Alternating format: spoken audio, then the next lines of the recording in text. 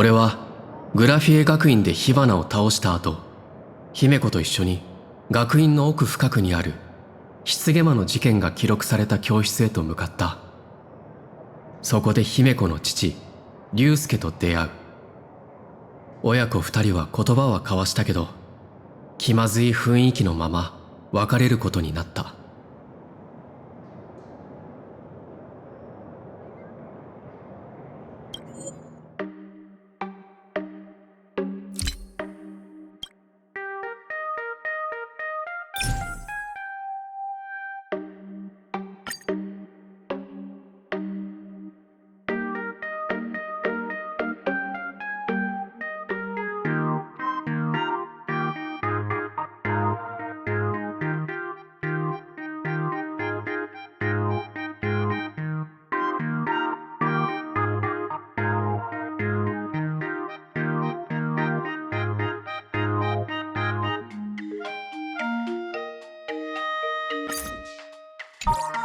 During a tour of the Express, the two put aside their differences temporarily. Afterward, we received an invitation from Pearl. She wanted to discuss a partnership with me as a fellow supplicant and invited me to visit her company, Perlux Corp. At Perlux Tower, we had a friendly spar with the superheroes, the Daybreak Squadron, and a tour of the Mechatron production process. Pearl suggested that we join forces and host an Astral Express-themed convention, Star Rail Fest, to lure out the remaining supplicants. Meanwhile, Pearl also ordered Detective Ashvale to look for leads on the new Herald of Death case. The detective's relentless pursuit eventually led him to his prime suspect, the charity organization known as the Research Society of Happy Smiles. Both Ashvale and Kuchiba witnessed the uncanny ability of Fulwish, president of the Smiles Society, to stir up a crowd. Realizing Fulwish was attempting to interfere in the Phantom Moon Games, the two paid a visit to Ashvale's old acquaintance, Cinderborn of the Daybreak Squadron. During the conversation with Cinderborn, Ashvale sensed a deep, dark secret behind the happiness surgery that the society offered to its members to erase their pain. On the day of the Star Rail Fest, we were invited to the exhibition as special guests. During our visit, we ran into the mysterious Evanescia again. She also happened to be a hardcore fan of the comic series The Fluffy, so we ended up exploring the festival dedicated to the Express together. However, as we passed through the Xianzhou Laofu exhibition area, the Daybreak Warriors challenged us as supplicants. Their provocation was accompanied by a smear campaign against me from Fulwish TV. The Daybreak Warriors launched a massive attack with the reanimated Mega Mechatron Alloy King Pom-Pom. When all seemed lost, Ashvale unleashed his power and broke through the enemy's offensive. However, he also tore open a fissure in space during the process, which took everyone down into an unknown abandoned station. The being hiding deep within the abandoned station stirred restlessly, twisting and ripping at space. Thankfully, Pearl was able to rescue us with her timely intervention. Little did we know, things were about to get worse with Ashvale's terrible revelation. The happiness surgery was actually implanting the flesh of abominations of abundance into Smiles Society members.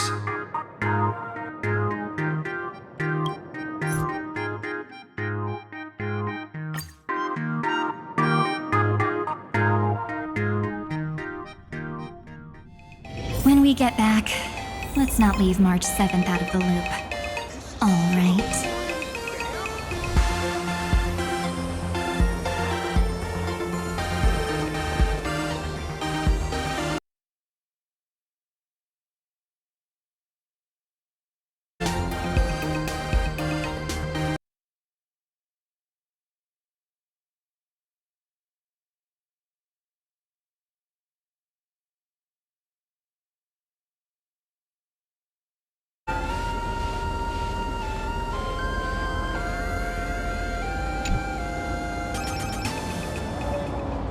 Did you hear that?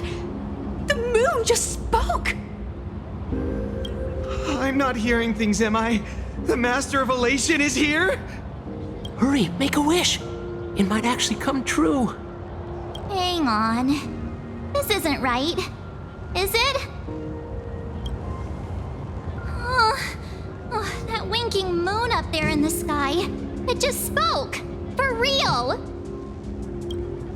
Oh, hey, it wasn't just me, was it? You heard that too, right?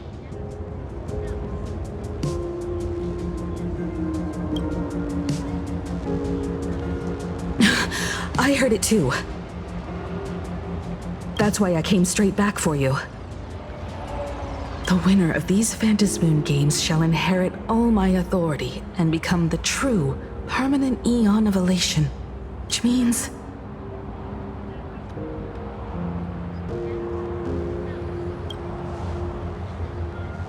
Precisely. Aha has raised the stakes. The final winner will inherit the authority of Elation itself. Are you serious? This is so wild. It doesn't even feel real anymore. Every time a path has vanished or been absorbed, the cosmic turmoil has lasted for dozens of Amber Eras. The transfer of an Eon's divine authority. How could that ever amount to a mere wager, lightly traded in a single world's game?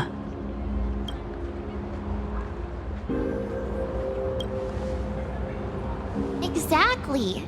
It's just too weird. Can you really just give up being an Eon? What if this is just a big prank by those masked fools? In the historical records, instances of the Phantasmoon speaking are few and far between, and the likelihood of it being influenced by an external force is exceedingly slim.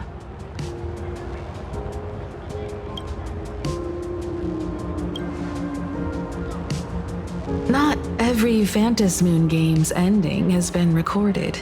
Many were lost to time, most likely a consequence of the winners exercising their newfound divine authority. But as far as recorded history goes, this is unprecedented. After all, the chance to be an Eon for just 1 minute is already an irresistible lure for many.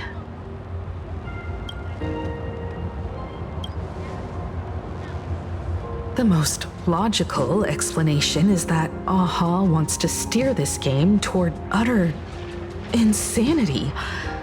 But then, who can possibly fathom the mind of an Eon?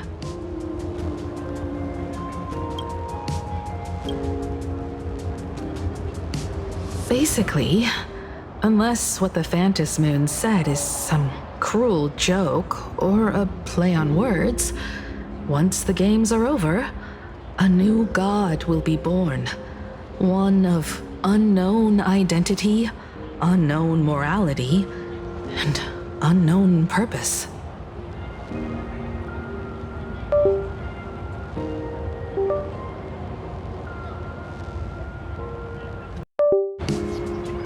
They won't be a guest with a 1-minute pass to the Elation theme park. They will be its new owner. They may spread good fortune and steer the great wheel of the cosmos toward hope. Or they may be a god of utter malice, mocking all who stand against the destruction, intent on dragging the universe into an abyss of despair.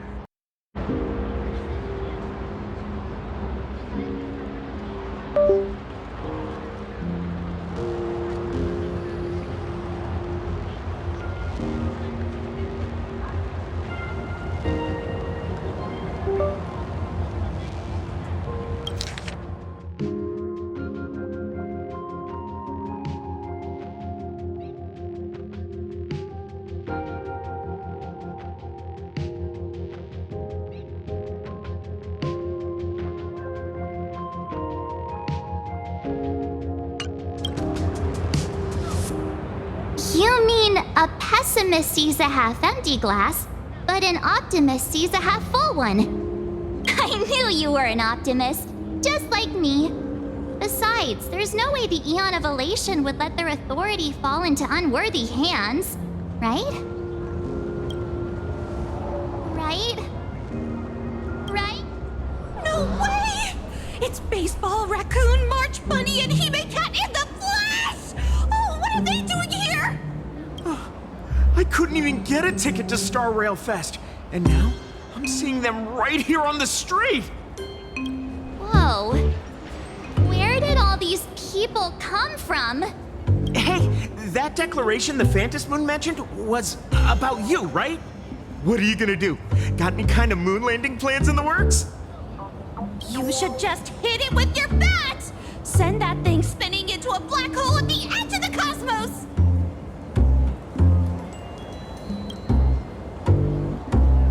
You smash anyone who stands in your way with that bat! The way they say it makes you sound like a supervillain. Uh-oh. You don't think that fight with the Daybreak Squadron made everyone turn on us, do you? Come on, isn't that basically your trademark? You beat the Daybreak Warriors senseless. Oh! All these big shots from across the cosmos, fighting to the death right in our backyard. It's gonna be epic! Epic. Are you brain dead? One wrong move from them and we're in serious trouble. Just like what happened with the Herald of Death years ago. Sign this for me, future Eon! Yo! When you become an Eon, can I be your Emanator? We should get away from this mess. Let's head back to the Express and discuss matters there.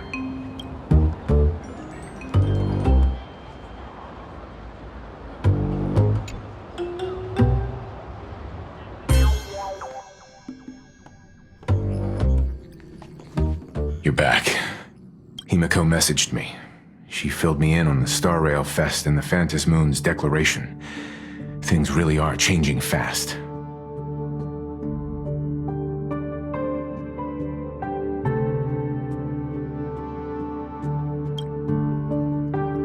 Yeah, that's right. We came here to win. A bigger prize doesn't change that. Still, the mere fact that the Phantom Moon made a declaration is anything but ordinary. To prevent the divine authority from falling into the wrong hands, the supplicants may go to any lengths now with their tactics and actions. After all, in most people's minds, they alone are the ones best suited to wield power. Right or wrong has little to do with it. Such is the nature of human will.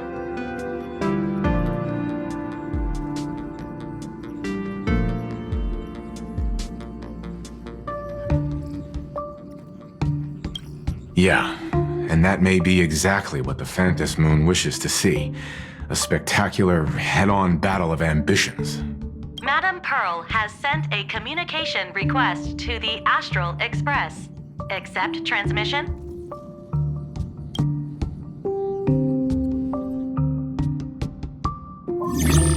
It hasn't been long since we parted, and here I am disturbing you once more. My sincerest apologies. Please, there's no need to apologize.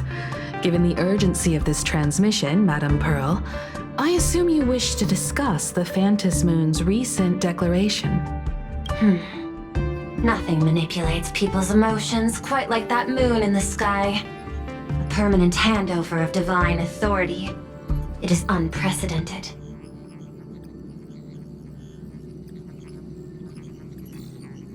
I can't help but wonder whether some malicious presence lurks behind the Phantom Moon. Still, who else but the Elation themselves could wield such control over it?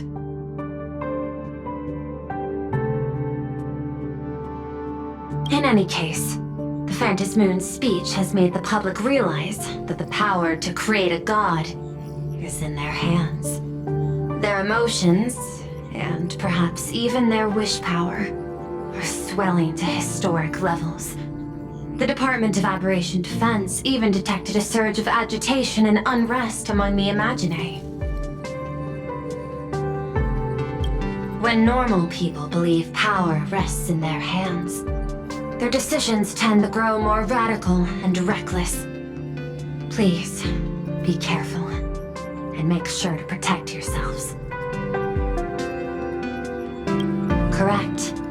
It would be wise to keep a low profile and stay out of the public eye. The media and public relations department has been monitoring public sentiment. At present, speculation and criticism regarding the Astral Express are surging. I've seen it online myself. Following the fight with the Daybreak Warriors, there's been no shortage of hostile commentary aimed at him.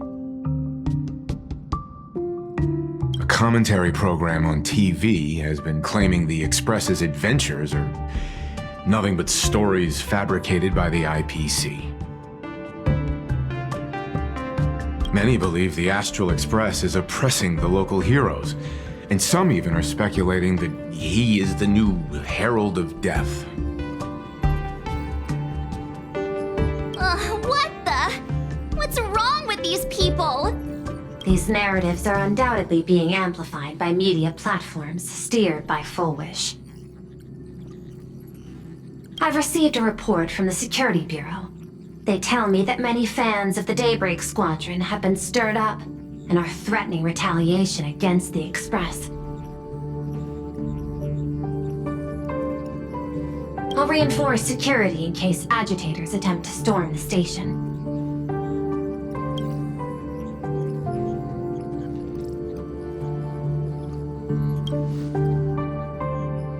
I can, but you overestimate what control really means. In the arena of public opinion, those who look strong are often the ones at a disadvantage. And besides...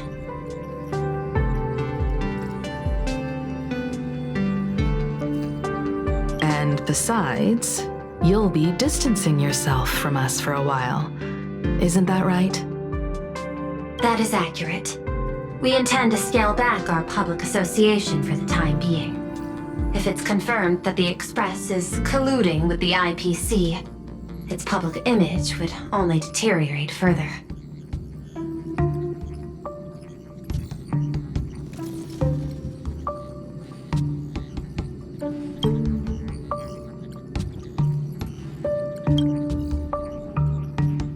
Regrettably, I cannot agree to this.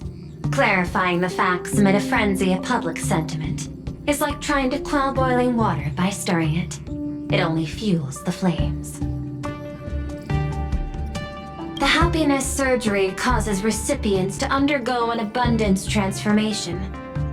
Disclosing such sensational information would probably be taken as a hoax, or trigger public panic.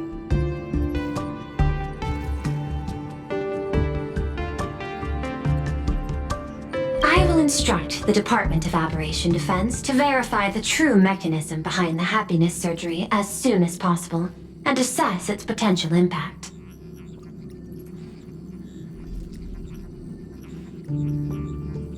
I strongly advise you to exercise restraint in front of the media.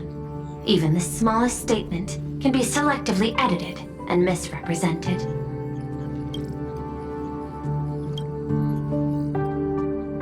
That much is certain. Still, given the current volatility of public sentiment, please exercise caution and self-control. I sincerely hope that the Phantom Moon's declaration will not disrupt the goodwill between us. A greater danger still stands before us.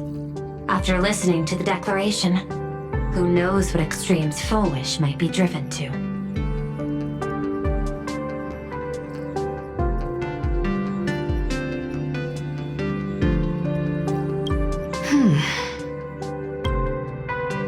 Affairs demand my attention, so I must excuse myself. Should there be further developments, I will keep you apprised.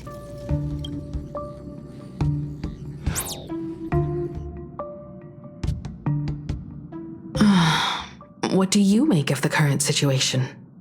We need to take action and put a stop to Full Wish before things get even worse.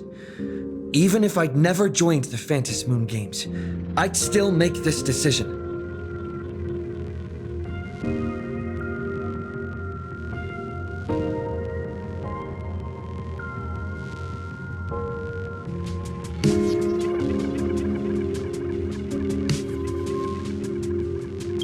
Whatever her excuse is, killing others as if it's just a game is beyond forgiveness. Agreed. Given the likelihood of Full Wish acting unpredictably, we should confront her with everything we have. That reminds me, I've been wondering, the happiness surgery taps into the power of abundance, yet Full Wish seems perfectly normal. Just, how did she get her hands on something so dangerous?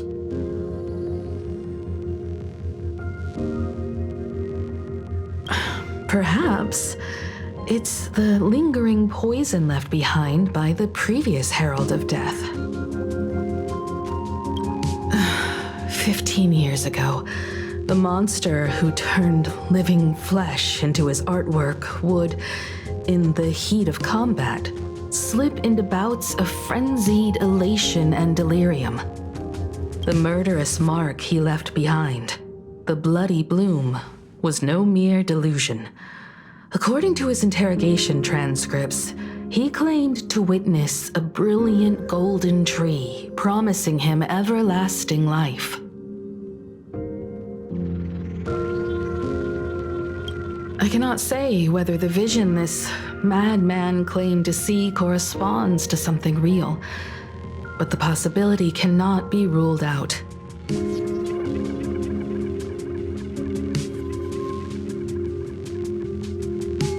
He claimed that in his hallucinations, the golden tree's branches coiled around him, drowning him in frenzy and pleasure. He wanted its blossoms to bloom before all, and to bring about that miracle, he was willing to slaughter without restraint.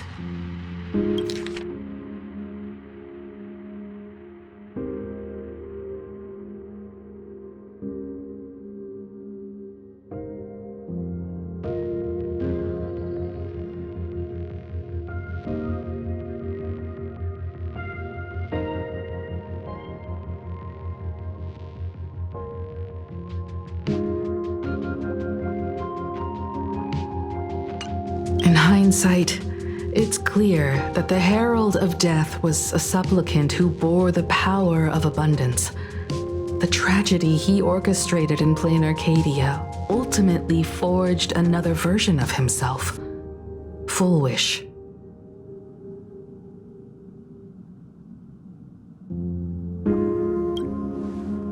Right now, in Plain Arcadia, how many have undergone the happiness surgery and turned into potential abominations of abundance? It's a terrifying thought. Full Wish. What has happened to you over the years? Hiding behind these innocent people. What are you really trying to accomplish? I need more information about this junior of mine.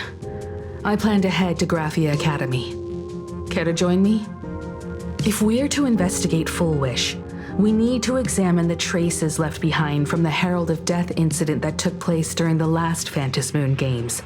The recollections of teachers and the student records sealed away by the school. We're bound to find a vital clue there.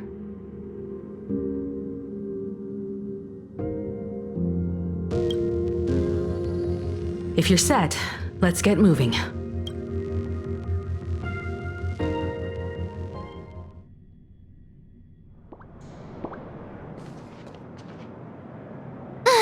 Well, after that so-called dream campus experience, we've ended up back at Graphia Academy. It's almost like revisiting the place after graduation.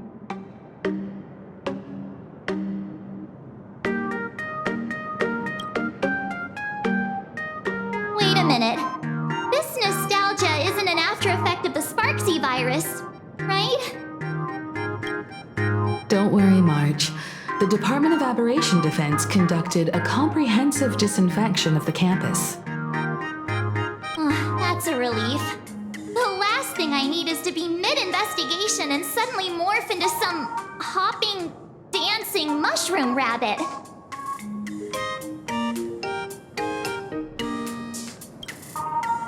Speaking of which, where should we begin our investigation into Full Wish?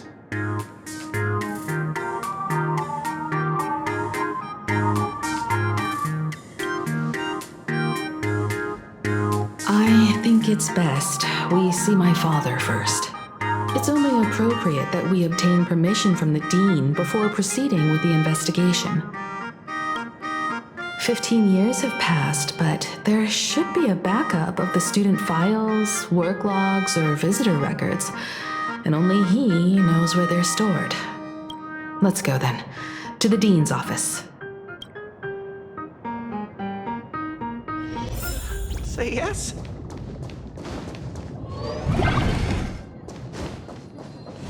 I heard from the math teacher that the gym teacher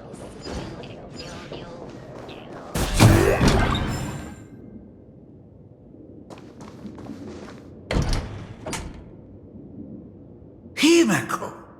There you are at last. The news said you got into a huge fight with those, what were they called? The warriors at the Floating Isle exhibition. And then you disappeared. Now, let me see. You're not hurt anywhere, are you?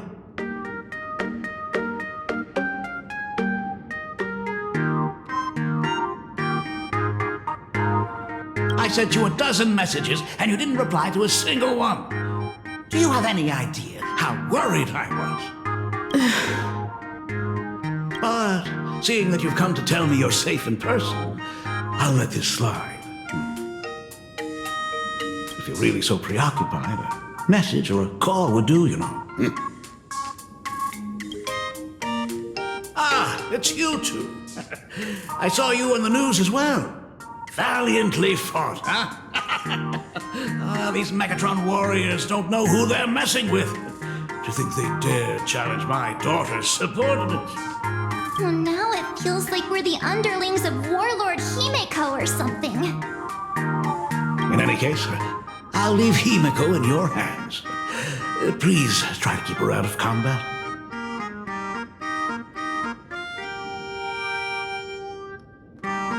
Stop. Every time you and he get together, the conversation somehow drifts completely off course. I'm fine. I'm good. Your daughter's no porcelain doll. We came here to... I know. I understand. You didn't come as my daughter. Rather, I am currently speaking to the navigator of the Astral Express. But tell me, has there been progress on the new Herald of Death case? I wasn't expecting the questioning to come in rounds.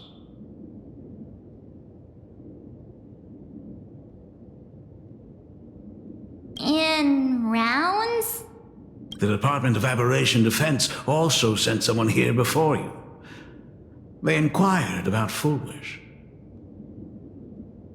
But regrettably, I truly don't know how to answer. On one hand, I wasn't here 15 years ago. On the other, she is still considered one of our school's distinguished alumni. I'm aware that you're involved in the investigation too. So, I compiled the pertinent documents ahead of time. I hope they'll be of use to you. Thank you, Mr. Ryusuke. Go ahead. The files are inside the archive room. Take whatever materials you need.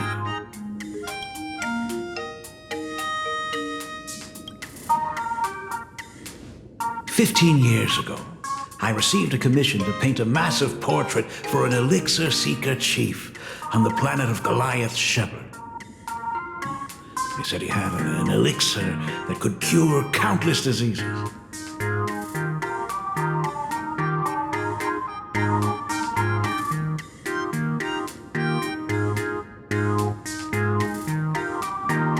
By the time I came back, everything had changed.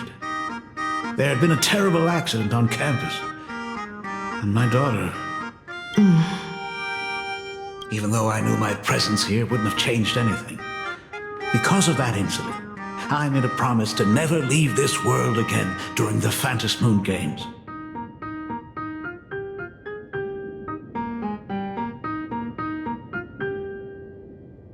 That's why I immediately flew here when I heard about the full Phantom Moon. But once again, I was too late. And the supplicant called Sparksy had turned the campus upside down.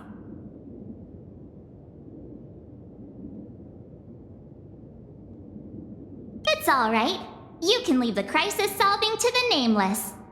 You're right about that. Yet oddly, once Sparksy stirred up all that chaos, applications to the school soared to an all-time high. Oh, times we live in are increasingly beyond my comprehension.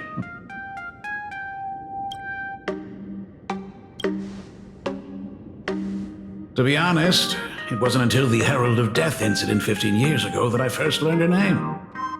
As the Dean, I should have met up with her more often and tried harder to soothe the wounds it left on her. But I just couldn't.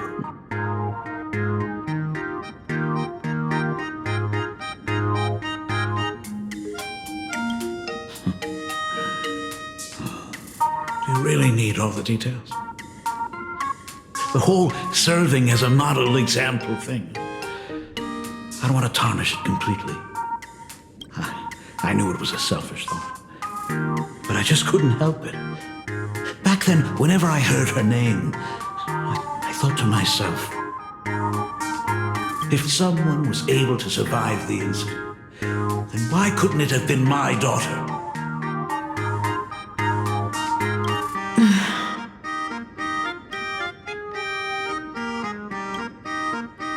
You're always welcome.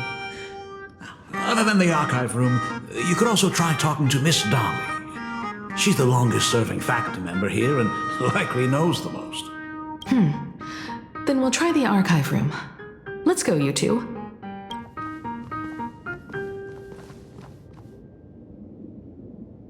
Thank you, Dad. We should be able to find the archive room and Miss Dolly around in the Genesis classroom, right? I heard. Oh my goodness! I thought I recognized you in the distance. Himiko, it really is you! Miss Dolly, please forgive me for not coming to see you sooner. I've been back for a while now, but this is the first chance I've had to come see you. Don't worry about it. I'm simply happy that you cared enough to visit. I must apologize about the mask you entrusted me. In the end... Please, I can't thank you enough for safeguarding the mask all those years. Look at you. You haven't changed a bit. You and your friends look like you're in a hurry. Is there something you need to attend to?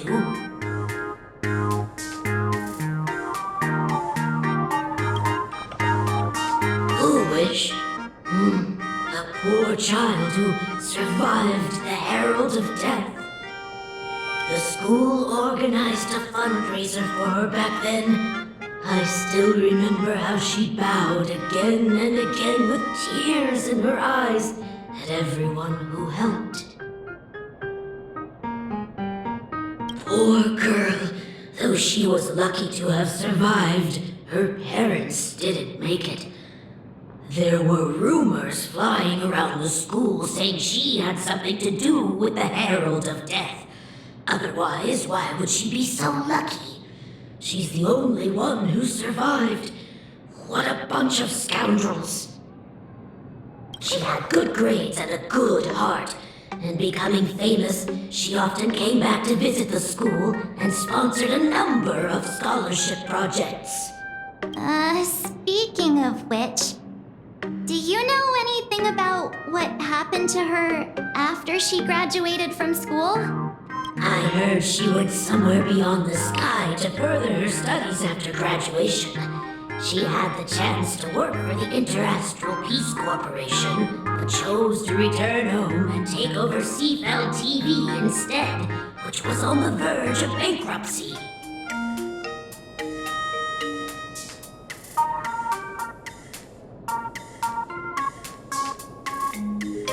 Somewhere beyond the sky. Miss Dolly, do you know where she went exactly? I never heard. However, However, she pushed out many projects after taking over the TV station and managed to expand their business to the whole of Plain Arcadia in just a few years. That is all I know.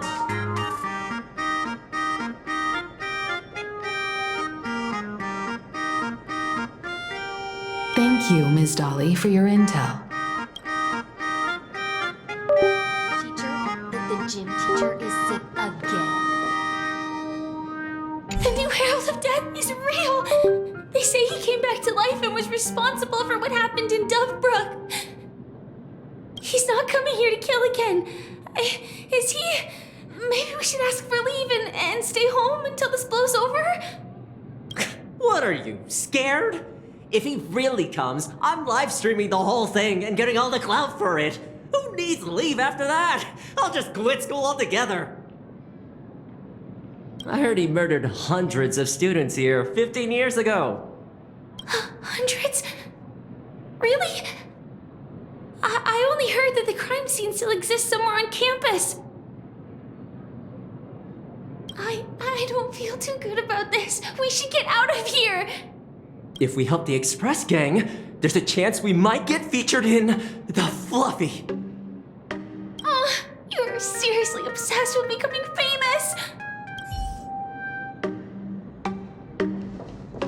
The fitness.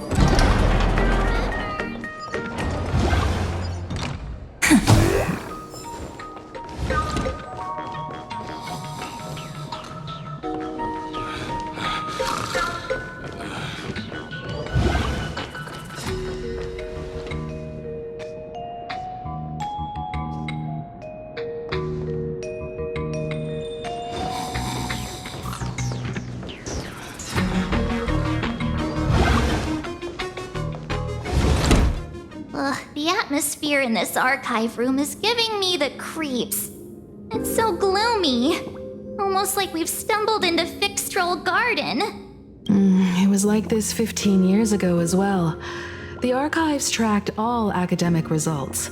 Near the final exams, students dissatisfied with their abilities often poured their frustration into painting unsettling things.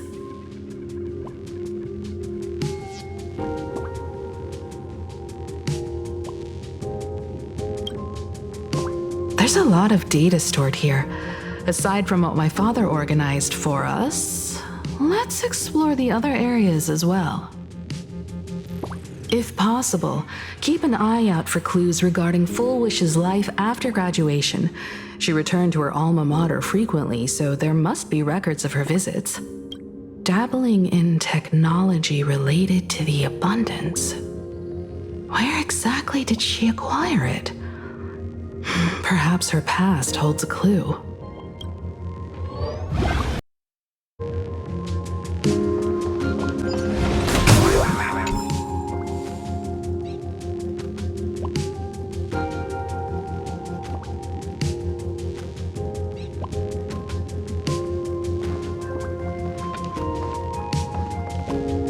Is this...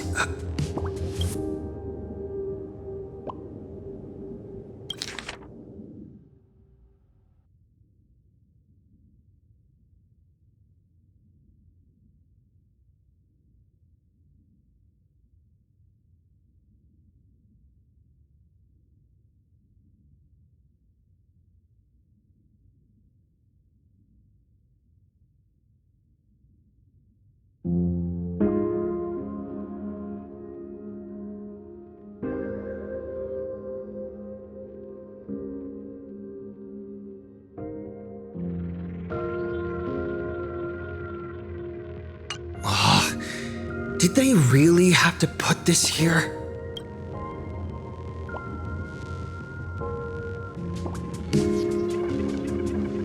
I've looked through the catalog, and there are serious gaps in the data. After the incident, the Department of Aberration Defense must have confiscated a significant number of the school's archives and logs.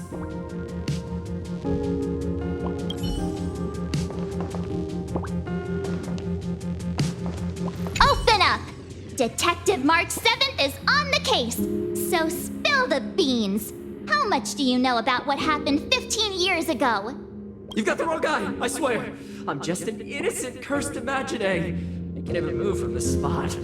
I don't know anything. Rivet. The dean ordered me to dig up whatever materials I could find for you all to read.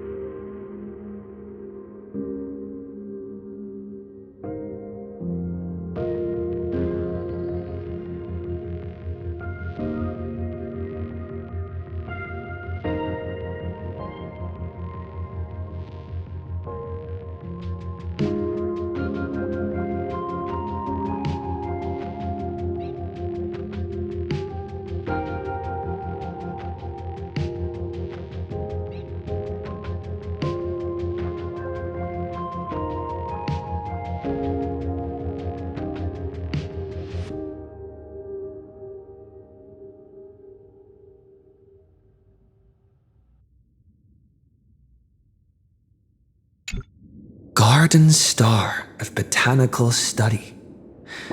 Cognitive Science Research. Miss Dolly mentioned that Fullwish went beyond the sky to study after graduation. Turns out this is where she went. Let's go chat with the others.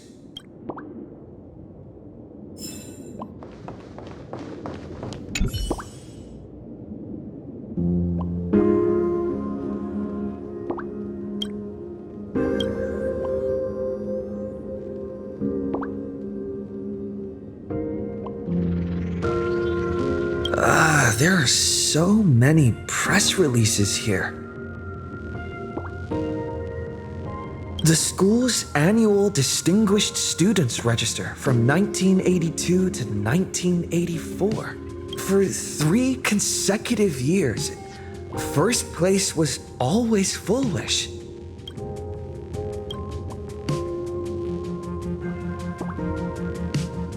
The IPC has severed all channels of intel with its iron grip. Hardly a surprise. Formal caution regarding a student's non-compliant hairstyle. Disciplinary action concerning a student's involvement in 3 food poisoning cases. Disciplinary notice for a student's involvement in a physical altercation.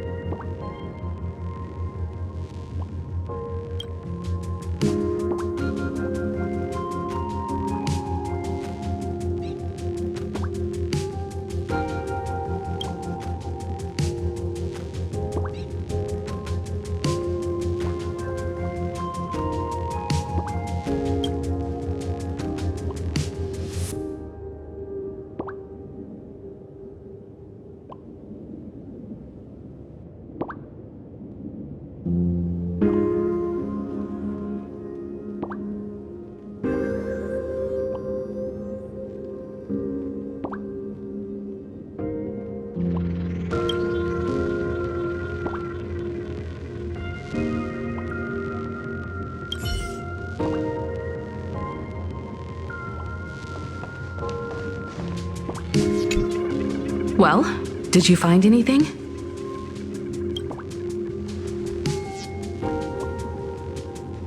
Garden Star of Botanical Study? It appears to be a greenhouse world located within the Consternation Star Zone. Ah, found it. Its property ownership is registered under a specific school within the Intelligentsia Guild.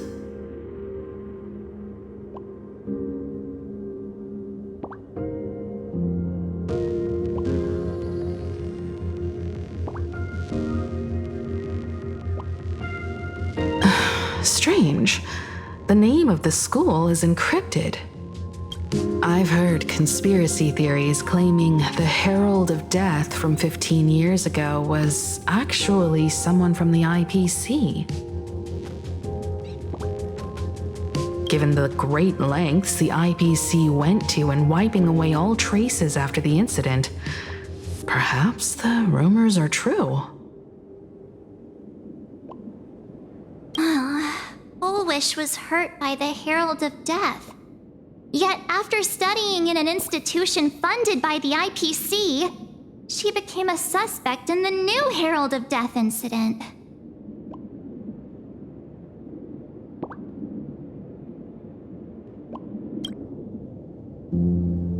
I know the guys from the Strategic Investment Department have been nice to us, but whenever something bad goes down in the cosmos, the first thing everyone thinks is the IPC did it, right? Himeko, do you think Pearl might be planning something nasty for this Phantom Moon Games too? As a member of the IPC, Pearl clearly won't reveal everything she knows to us. However, I'm inclined to believe she bears us no ill will. After all, the crisis Fullwish might be plotting would completely overturn the IPC's order here, and that would serve her no benefit. I'm more inclined to think that after witnessing the power of the Herald of Death, she resolved to uncover the truth behind it. That's why she went to another world to study after graduation. But is the knowledge she gained in just a few short years enough to create the happiness surgery?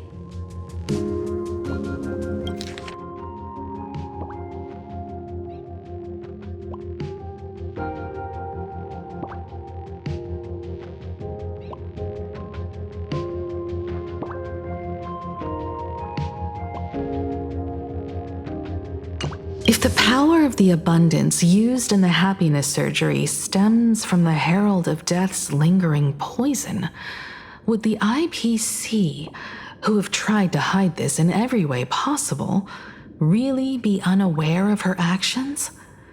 There are too many things here that an ordinary scholar simply couldn't achieve.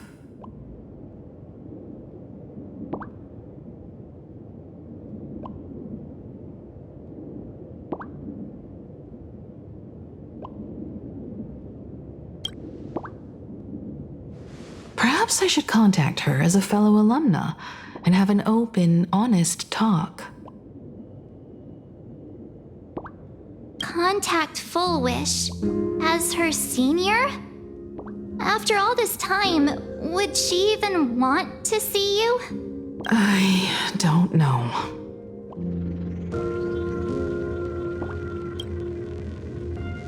Back then, I had taken a leave of absence from university due to health issues, so I was doing some idle work at my father's school to clear my mind.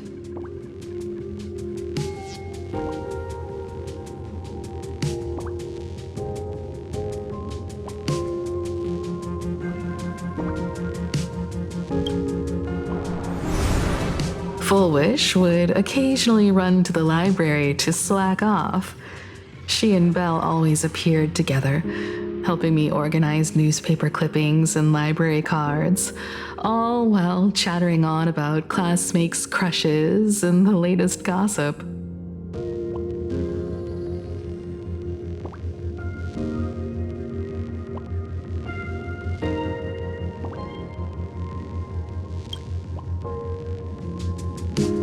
They didn't treat me like a patient who needed special care, nor did they treat me like the dean's daughter.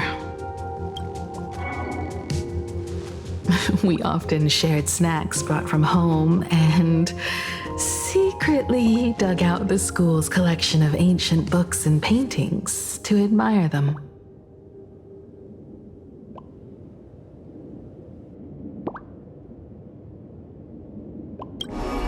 Full Wish, she was the model student, always knowing a little more than everyone else. Her questions often went beyond the textbooks, pushing past the boundaries of what someone her age should know. When she looked through those illustrations of Imagine, her eyes would always sparkle. I could feel the passion in her eyes, and an unspeakable sense of loneliness. If she still remembers our old friendship, she will meet me. Full Wish is walking a dangerous path right now, and the deeper someone walks into the abyss, the more they crave the recognition and understanding of old friends. I want to ask her myself, why has the happiness she pursues become an illusion that can only be maintained by a taboo surgery?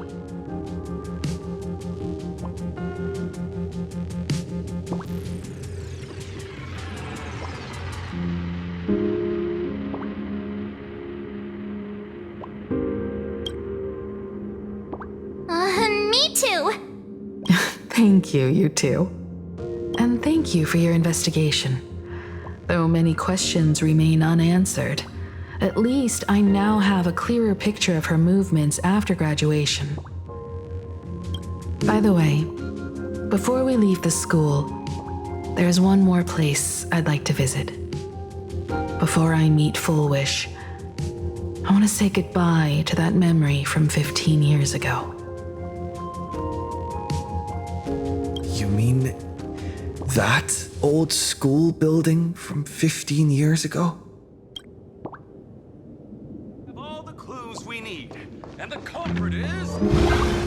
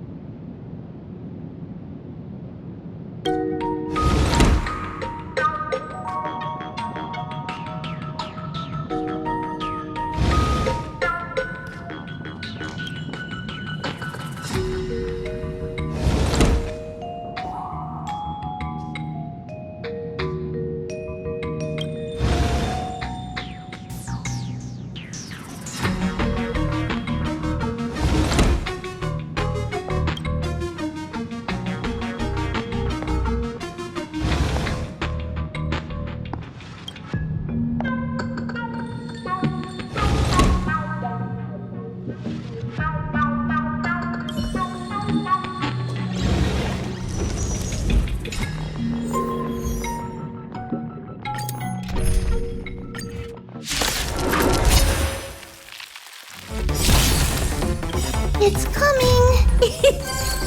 Ready, set! Fighting the west wind, away we go!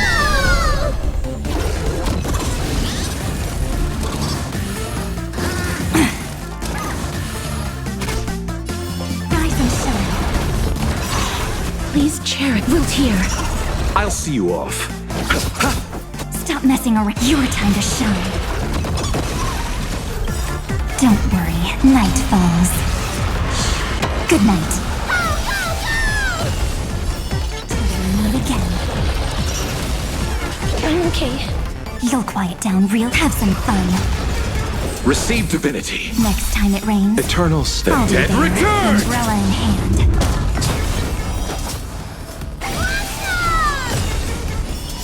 Embrace a new life. Rise and shine.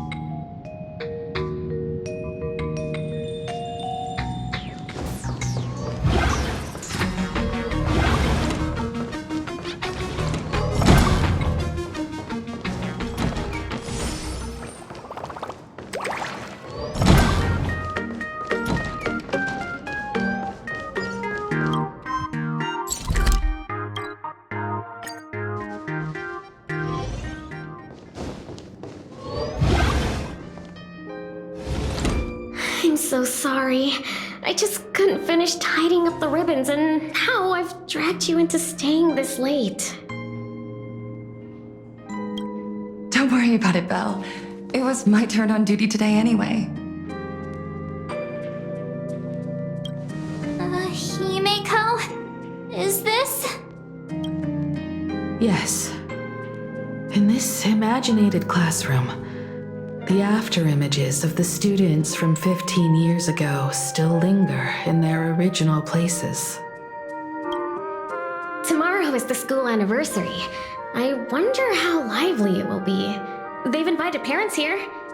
Will your parents be coming?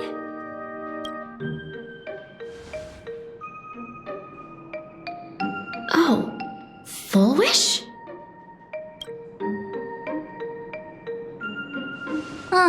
That's Full Wish from her youth. Yeah, Dad already took time off. By now he's probably out on the streets with Mom, picking out formal wear.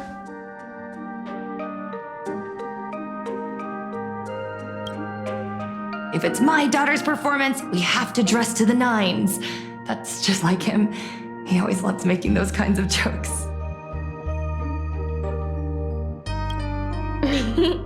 Then you'd better put on a good show, huh? There won't be a show anymore, Belle. Because unexpected guests have arrived. Everyone from the Astral Express and Himeko. I didn't expect to meet you here. Did you enjoy yourselves at Star Rail Fest? Did you grant those smiling kids their wishes and bring joy to everyone?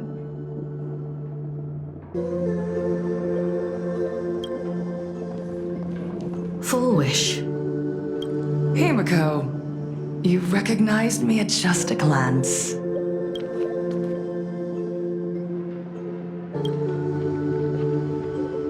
I thought Himeko was at school like the rest of us that day. When I saw Belle lying in a pool of blood, when I was crushed under the collapsed wall and unable to breathe, thought crossed my mind.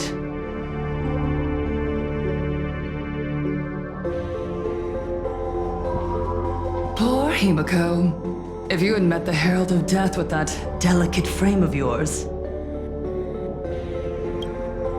But who would have guessed? You're alive and living quite well.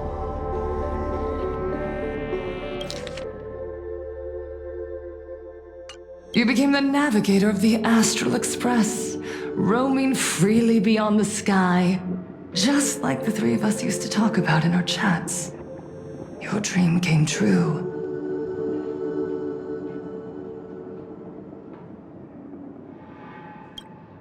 Congratulations are in order.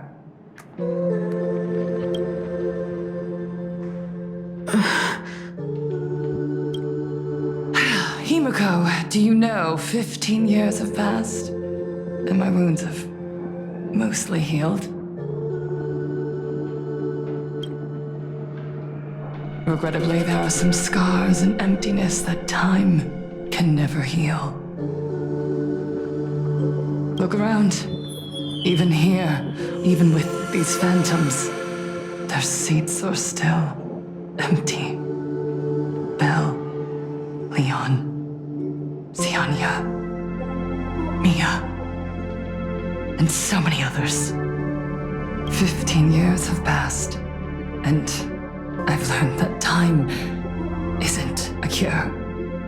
It's a shroud, binding itself around me, layer upon layer.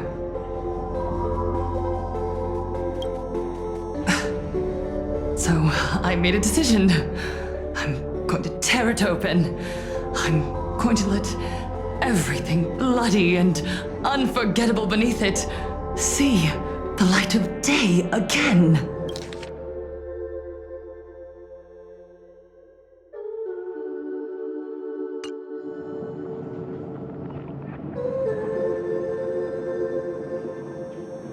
See the light of day? You were a victim of the Herald of Death, only to become the second Herald of Death yourself? You intend to use a power you can't possibly comprehend to win the Phantasmoon Games.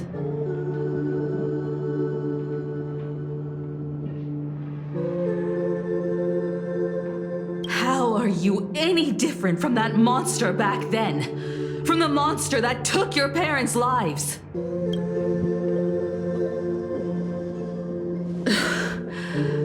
I'm sorry. I shouldn't compare you to that devil.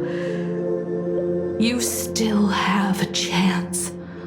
Stop this now. Stop? I'm sorry. I don't quite understand what you're saying.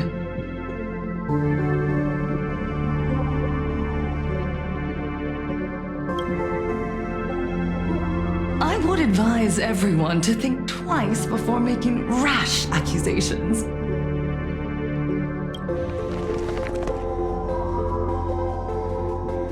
As a media professional, let me give you a piece of advice. From now on, when you're in front of a camera lens, watch your expressions and be cautious with your words and actions.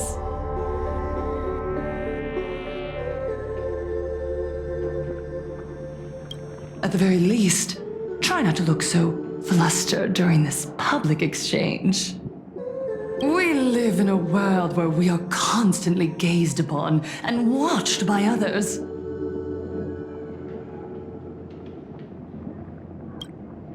This camera crew was originally prepared for my upcoming speech, but meeting you all here, it really adds a wonderful dramatic flair.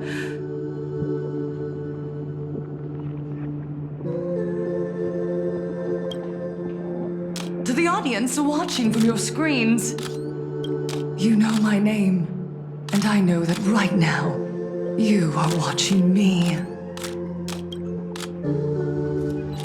15 years ago, with the tacit approval of the IPC and the Arcadia Council, the Master of Elation's divine ritual degenerated into a barbaric, bloody game.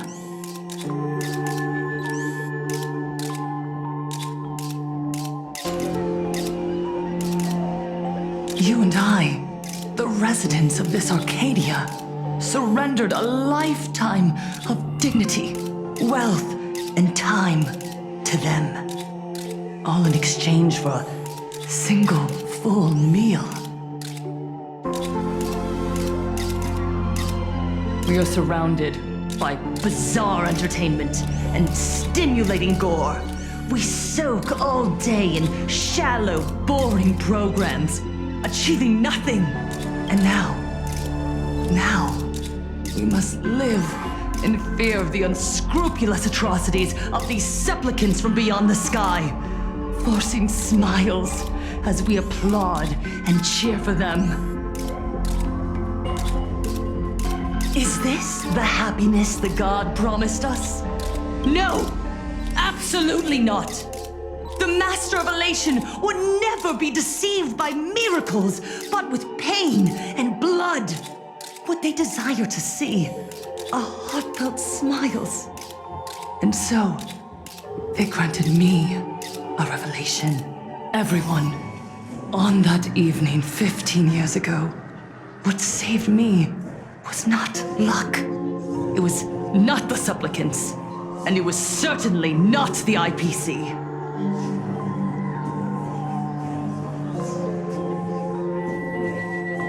Right here, as the Herald of Death approached, step by step, the one who sent down a miracle was the Master of Elation. They allowed me to escape with my life. And when I was trapped in a small room, consumed by loneliness, they sent me a mask.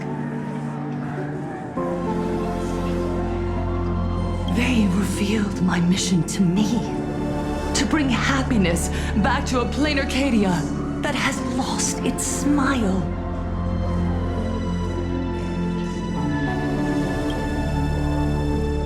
I, Fullwish, survivor of the Bloodstained Games, hereby formally announce that I will join the Phantom Moon Games!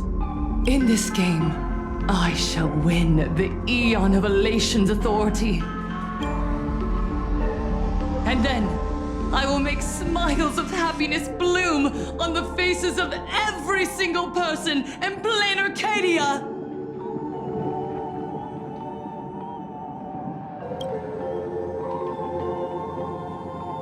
Himiko, don't frown. Smile.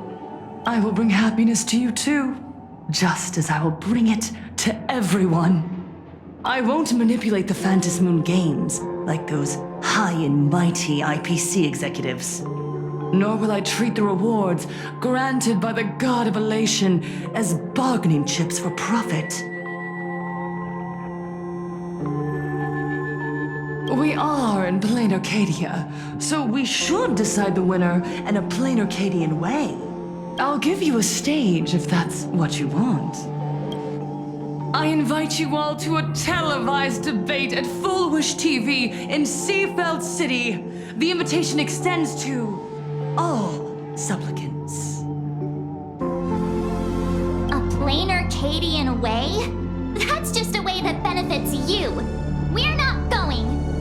You can refuse, of course, but then, under the gaze of billions of viewers, you must accept your public image as frauds deceiving the world and cowards with guilty consciences.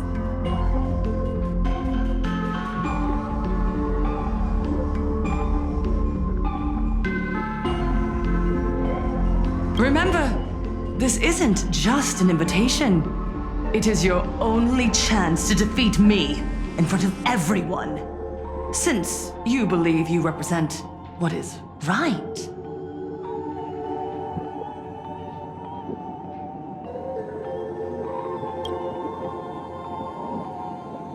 The stage is set. Come and perform this final act that will determine the future of the Arcadia with me. Or simply leave. The choice is yours. Darn it! Are we just going to let Fullwish walk away? We are right in the middle of the cameras she prepared. Remember to be cautious with your words and actions. Let's leave here and return to the Express.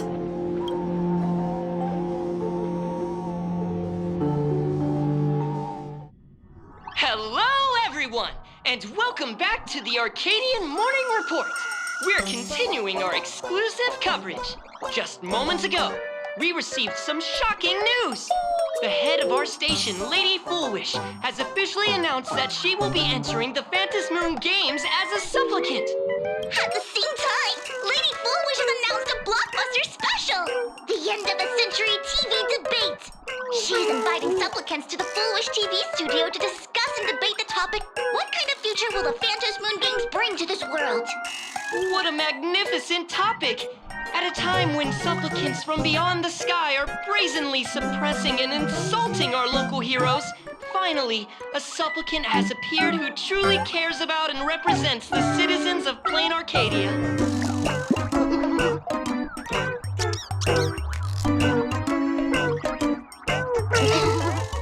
Too true! Ever since these Phantom Moon Games began, signs of things spiraling out of control have been popping up everywhere. First, the famous streamer Sparksy tried to spread a mimetic virus. Then the nameless of the Astral Express clashed with the Daybreak Squadron, causing severe damage to Lookout Cloud and the Skyline Express line. With so many accidents happening, you really can't help but wonder, are we seeing a repeat of the Bloodstained games from 15 years ago? You got that right! Speaking of the Bloodstained games 15 years ago, Miss Foolish herself was a survivor of that tragedy. She's come such a long way, never once letting her painful past keep her down. A true legend of resilience.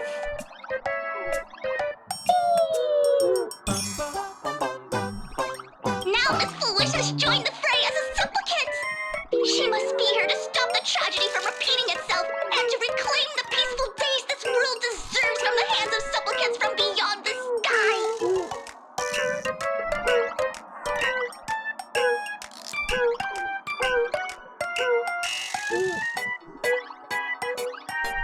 Will she be able to shoulder the wishes of all Plain Arcadia and set this game right again after it's spiraled out of control? Let's wait and see.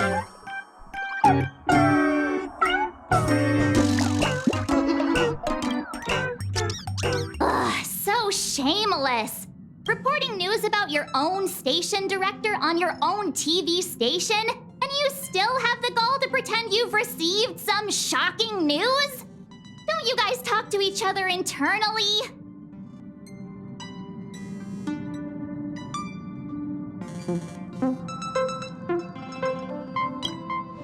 I see.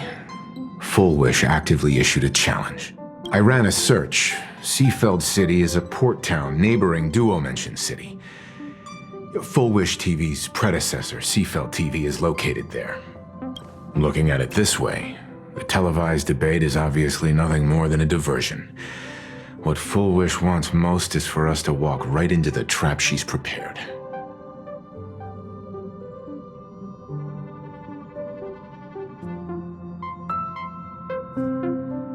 So, what do you think? You're really going to the TV station to fight her? I'll go. But not to debate. I'm going to tear off her mask of happiness in front of the entire audience.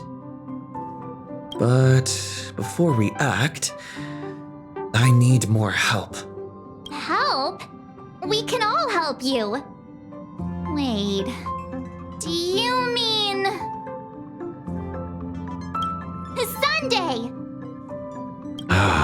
Ever since Sunday was dragged into the Phantom Moon Games by Yao Guang, he hasn't returned for days. However, I haven't heard of him making any public appearances either. Asking him to cooperate as a wildcard right now is a good idea.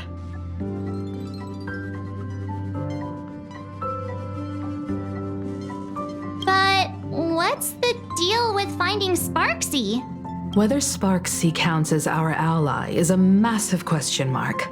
But right now, there is indeed something we need her help with. Full Wish said that when loneliness trapped her in that small room, the Master of Elation sent her a mask.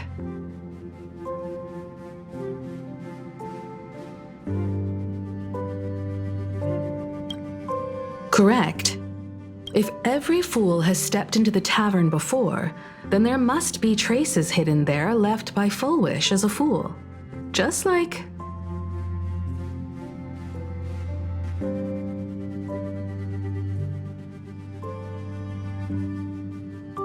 How we track down the clues about SparksyCon. Sparksy. Will she stand on our side? Well, this is certainly a condition she wouldn't be able to turn down.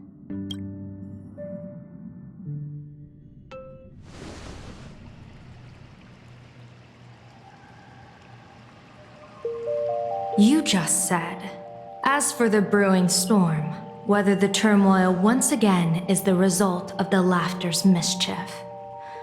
What exactly was that supposed to mean?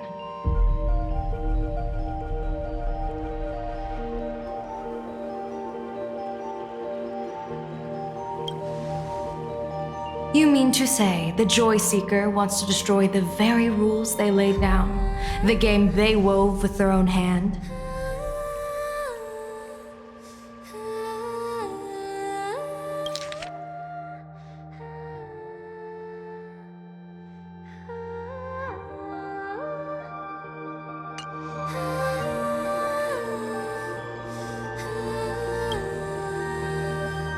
Come over here.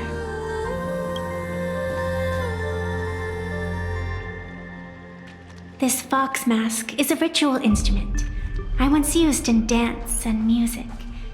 It accompanied me across vast distances in search of an elixir of immortality, a mark of who I was in life.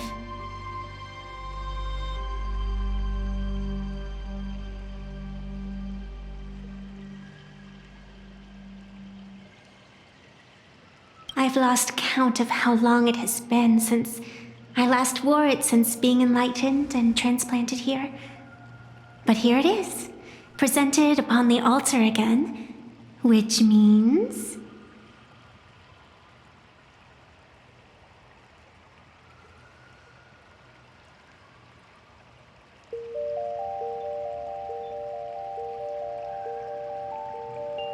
As the game's referee, you've been pushed onto the field. In this moment, you are now a supplicant.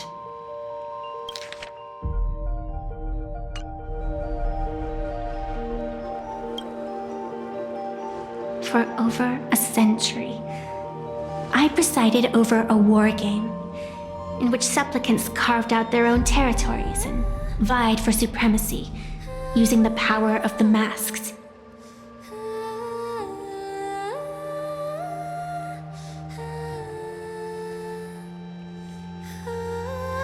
I've also hosted survival games where emanators took the stage to compete, invoking eonic powers to try and slaughter every last opponent in a single day.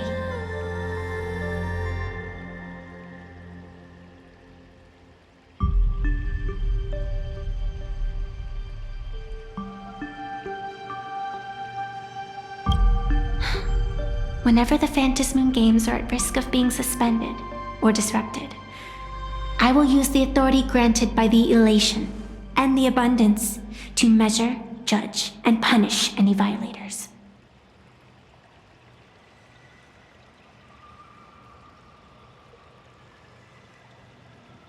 I guess you could call me the security protocol for the Phantasmoon games. But now, someone has gone and designated me as a supplicant.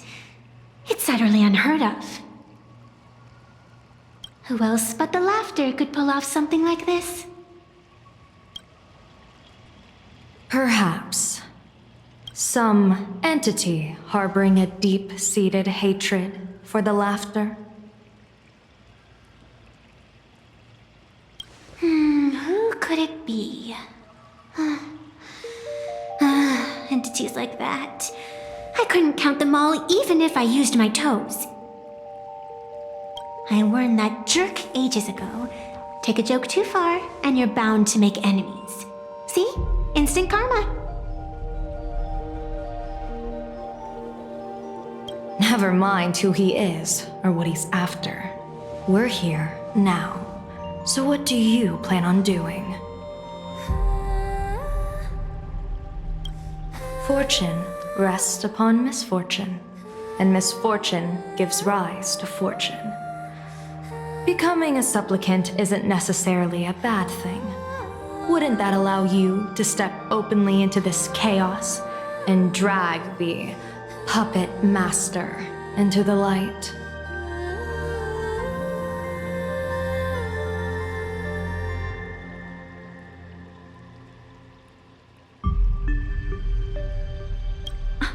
You're looking to team up with me? Team up with someone from the abominations of abundance that you Xianzhou people despise?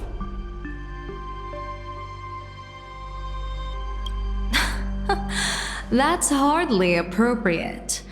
You're an ancient sacred tree. It's the furthest thing from an abomination of abundance, no?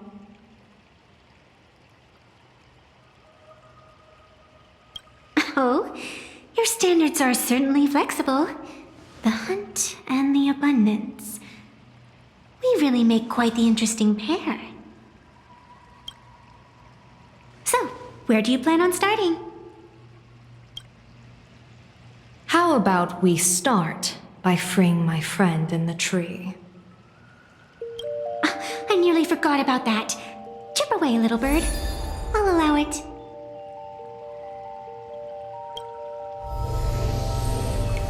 General Yao Guang and Miss Fox, I've received some news that might interest you.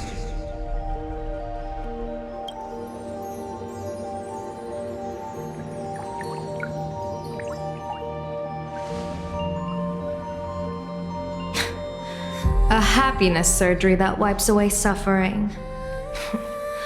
The power of abundance in this world is disgustingly excessive.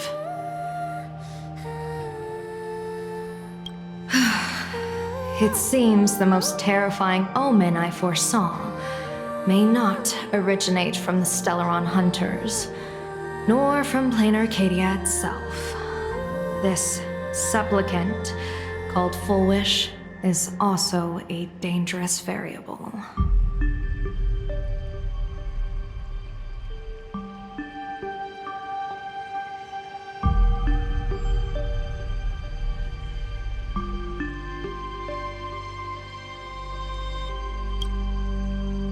If you can, I would ask that you direct your focus toward Seafeld City. You want to take a trip to Seafeld City? It seems I'll have to use some special measures to shorten the journey. Oh, this is the part I've been looking forward to the most. I've always been curious where exactly this secret court is located, and what it connects to.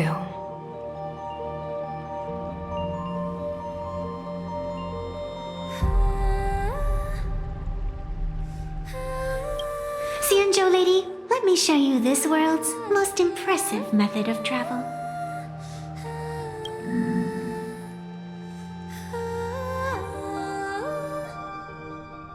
Here we are! Already? Wait. Why are we at the station? Because naturally, we're taking the express to get where we're going. All that buildup, and this is your idea of an impressive method of travel? Well, what else? That's why I said you've definitely never seen this before. It's the Bulletworm Express. I bet you've never taken a ride on this.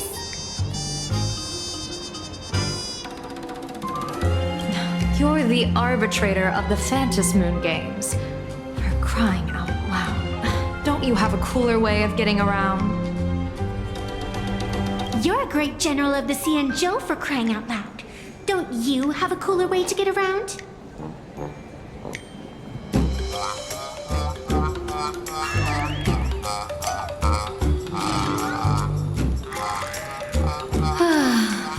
Fine.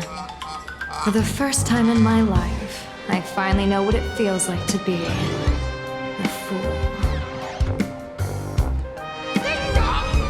The train bound for Seabelt City is arriving at the station. Hey, you got any money on you? Spot me a ticket, would ya?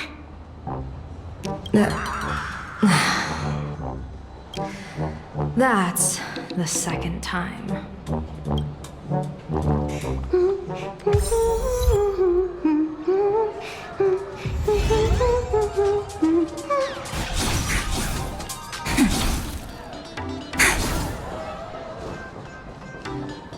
Welcome aboard the Duo Mansion Line. This train originates at Perdido Station and is bound for the terminal station, Museum of Flexible Past. Next stop is Wahaha Grand Theater.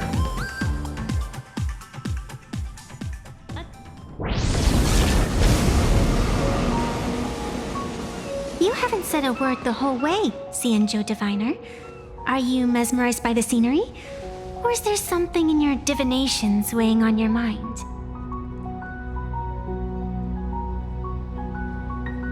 After casting divinations 1,000 times, one may learn to keep a still heart.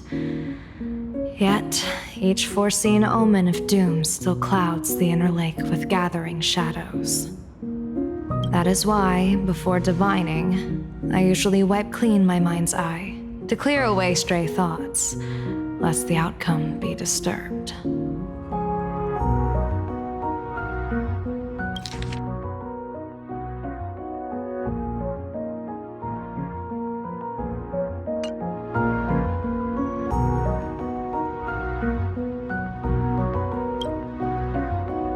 Take a word of advice from someone slightly your senior.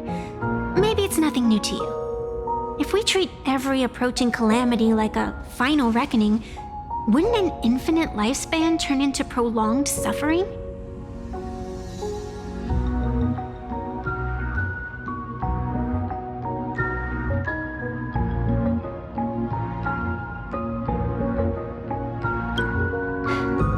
Enjoy the present.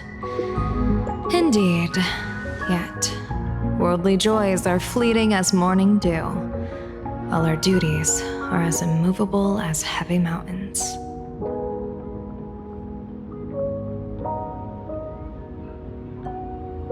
Diviners often miss the fun right in front of them because they foresee tomorrow's suffering. But have you ever thought about this? That so-called suffering of tomorrow might just be the poisonous fruit sown by you being terrified today.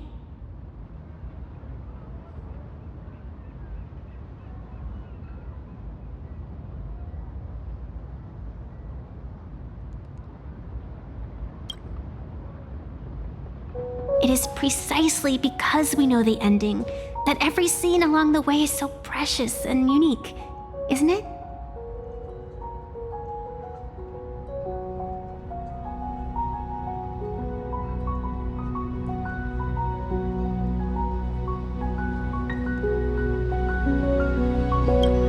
Look at this harbor before us.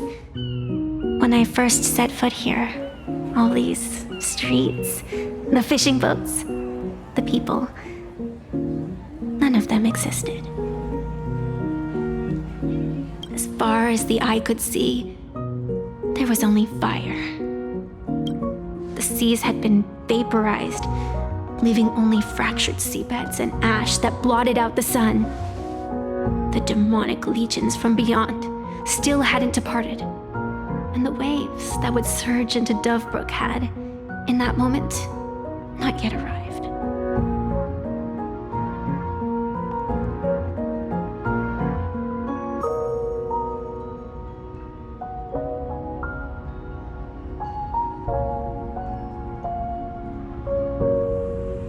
Just on the mountain over there, a painter and I looked out at the iron red scars on the earth. She told me that which vanishes is bound to return. She swore to use her brush to preserve everything claimed by the destruction.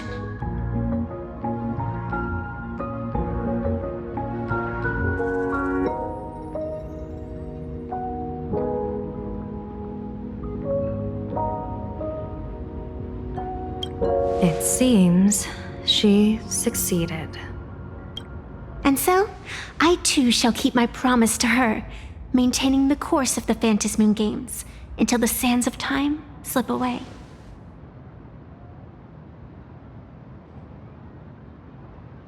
With every descent into this game's cycles, I shall enjoy myself to the fullest.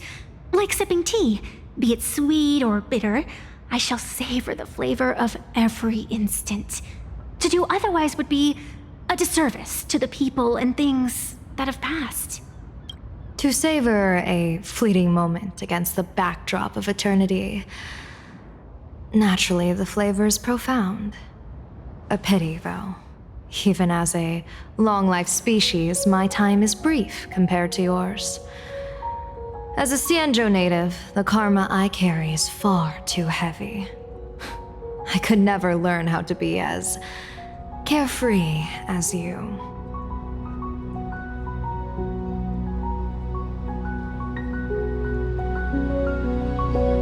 Miss Evanesia, what to you is a game to be savored?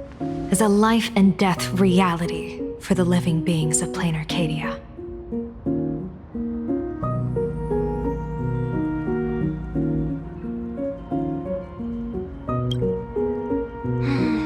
Alright then, next up, I'm entering brooding and edgy serious mode.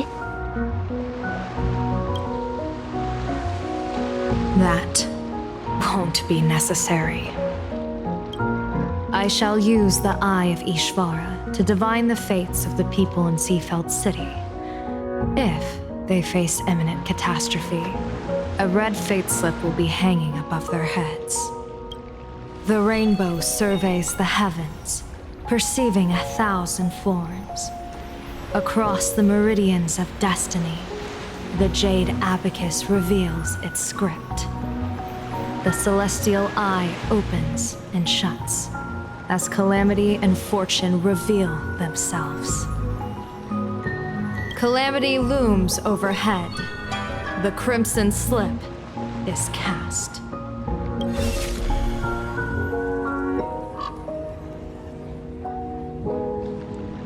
Mr. Sunday will share my insight with you through the spirit bird, Miss Evanesia. Please, bear witness. Is that their fate hanging over their heads? Precisely. Come on, let's take a closer look.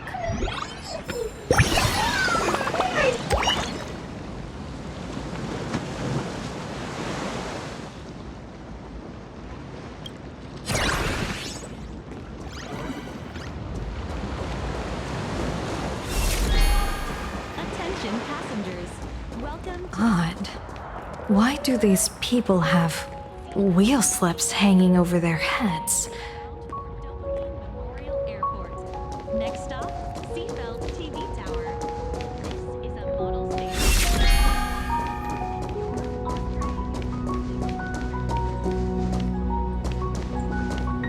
Astral Express! Boo! Get out of Seafeld City! Astral Express! Boo! Get out of Plain Arcadia! Oh, good afternoon. Would you two lovely young ladies care to join us in protest for the bright future of Seafeld City?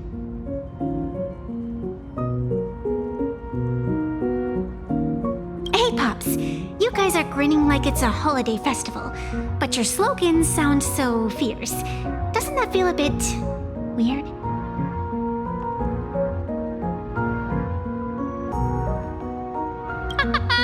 We Seafeld folk pride ourselves on our manners. Even when expressing dissatisfaction, we do it with a smile. Now that's real happiness etiquette.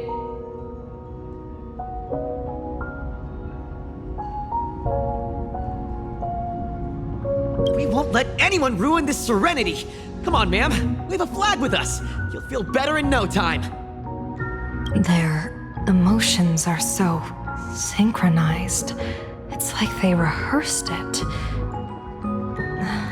This kind of happiness feels like some compulsory routine.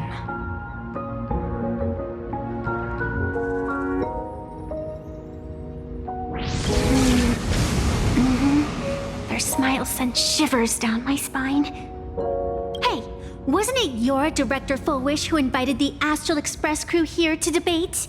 Showing your guests away like this is hardly polite. You're from the Astral Express, aren't you? Hey, so do I really look that much like a nameless? It's not like I have a boarding pass stuck to my face.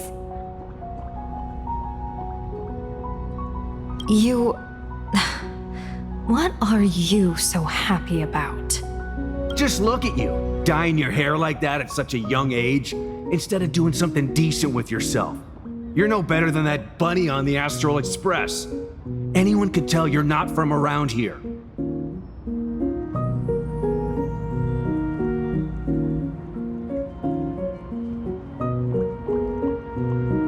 Hey, jerk! It's not dyed. And for the record, March Bunny is adorable.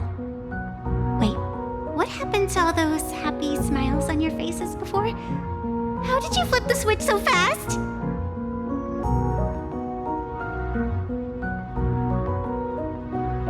You people from beyond the sky, you just don't understand our happiness. If you keep causing trouble, don't blame us if we get nasty.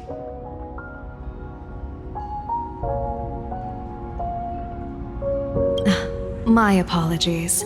My little sister is young and doesn't know better. We'll be on our way. Who are you kidding? Sisters? You two aren't even the same species. Cause any more trouble and I'll call a whole boatload of Ploos to toss you both into the sea as fish food.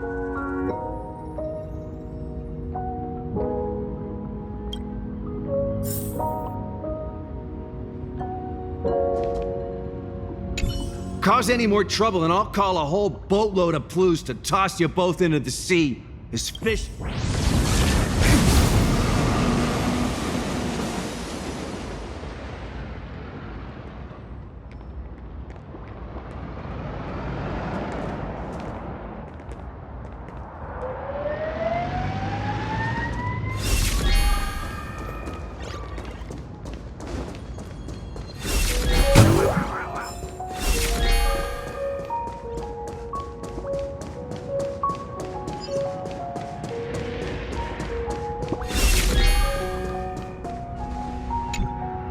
The sun is shining and the vibes are immaculate. This is Fullwish TV's Happiness on the Street, bringing you real smiles straight from the streets of Seafeld. You two look like visitors from afar. I take it you're also following Plain Arcadia's grand event, the Fantasy Moon Games? Of course we're following it. It's not every day you see something this lively. That's great. We've noted many echoing widespread concerns that the Astral Express's intervention is dragging our sacred Fantasy Moon Games into a quagmire of competition with outsiders. What are your thoughts on this? Widespread concerns? Mr. Reporter, I suspect your question already comes neatly packaged with its own answer.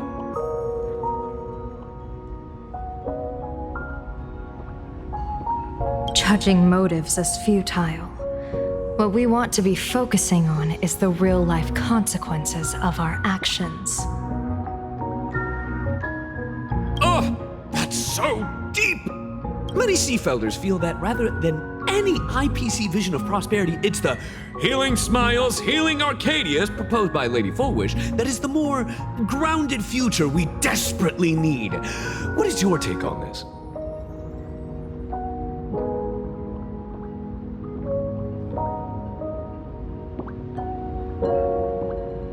If the happiness comes at the cost of stripping away the perception of all pain, then it calls into scrutiny just how authentic such a happiness really is.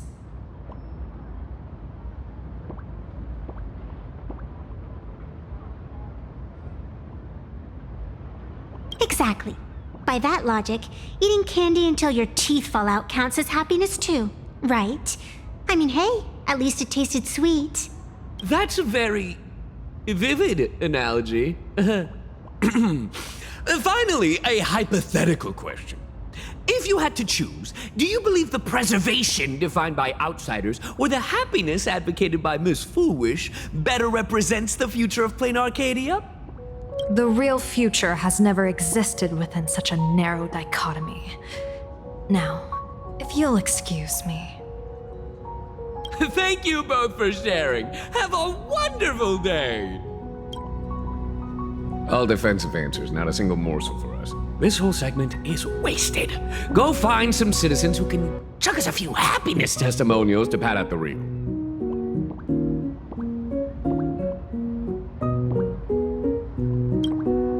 A wheel slip? This one's a lucky wheel, too.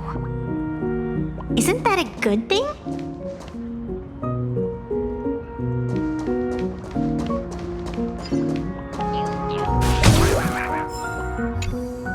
Welcome! Come try our happiness soda. One sip, and you'll be as lucky as Director Foolish all day long. Why is it always Foolish? Doesn't she work in media? What's that got to do with soda? Oh, you're an outsider. You would know. Director Foolish is Seafeld City's pride and joy. She grew up just a street over. She's a true daughter of Seafeld. Can you imagine, after that terrible disaster 15 years ago? That child lost her whole family. Just a little kid. Truly heartbreaking. But she did herself proud. She pulled herself through it all, relying on sheer grit and optimism. Foolish TV, back then it was still called Seafeld TV, even produced a special documentary about her called A Smile Against Adversity. I can't even tell you how many people were touched by it. And now, despite all her success, she hasn't forgotten to bring happiness to everyone. It's just amazing.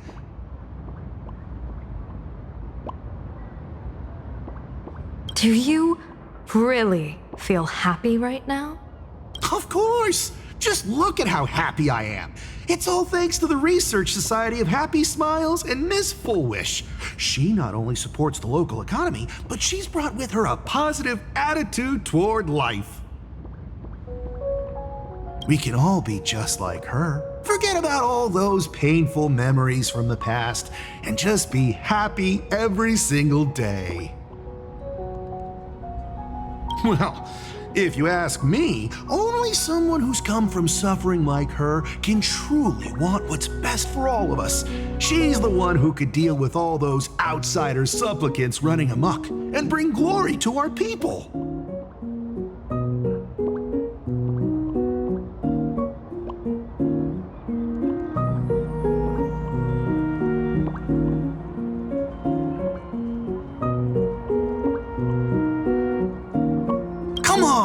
Why don't you try some? It's on the house. You simply have to experience the unique taste of happiness that we have here in Seafeld. Guaranteed to make you forget all your troubles.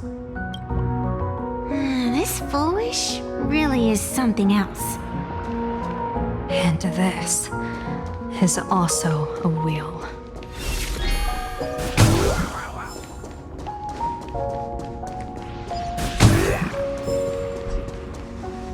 Bid farewell to painful memories and embrace the eternal now.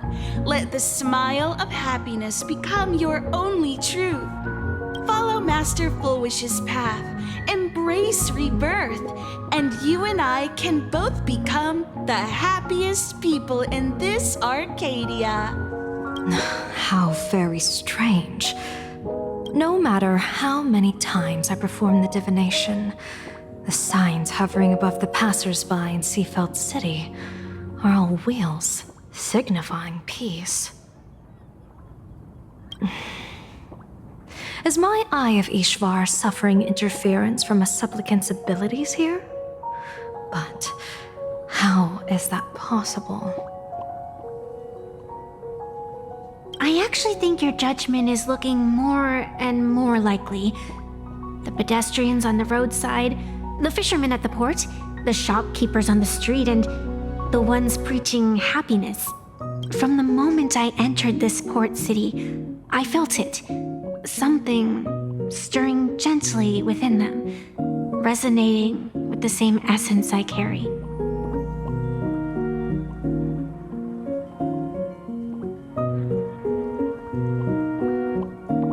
This entity is far too faint. I can scarcely feel its strength. It was once shattered to nothing, crushed into powder, burned down to ash, nearly extinguished.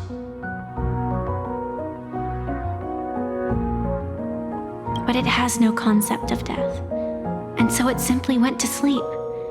It quietly lurks, waiting for the farmer to scatter it across the fields. Given time, it will inevitably wake up again. I believe most people in this city must have undergone the happiness surgery. Just look at the spectacle the Smile Society is putting on over there. At the courtyard, you once said, "Fortune rests upon misfortune." A great calamity for some, but for others, perhaps a turning point leading to ultimate bliss. If there really is something that lets people survive apocalyptic disaster, then a wheel slip hanging above their heads would be only fitting. However, those who survive will no longer be human.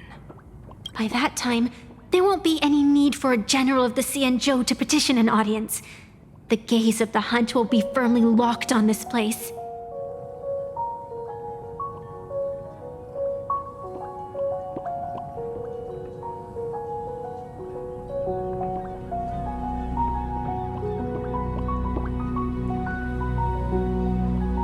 Follow me.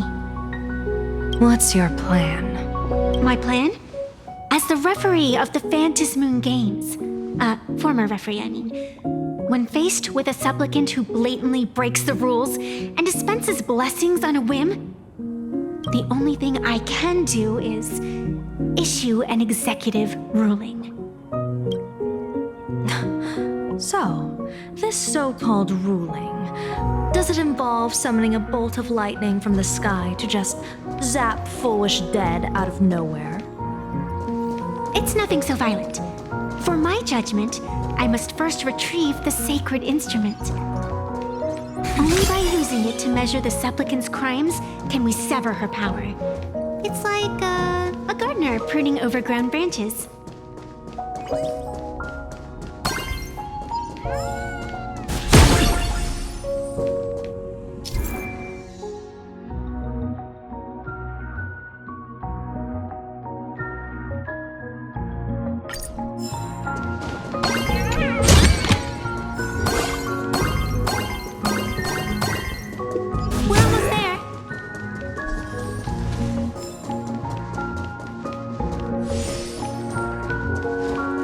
Attention visitors. Please keep off the grass and refrain from picking flowers.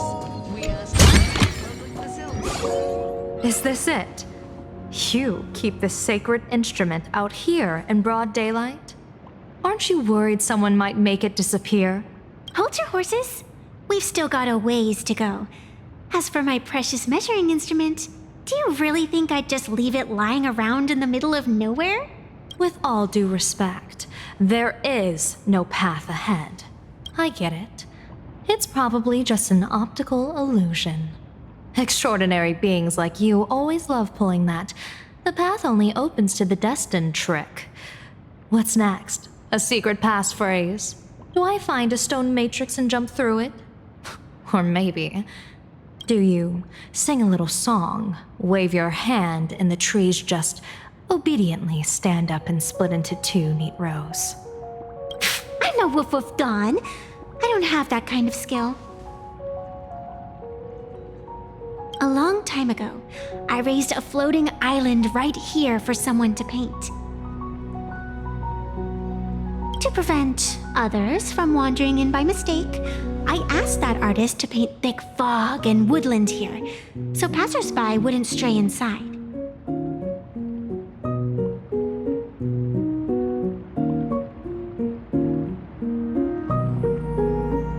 it to you. As long as I play my song, the fog will disperse.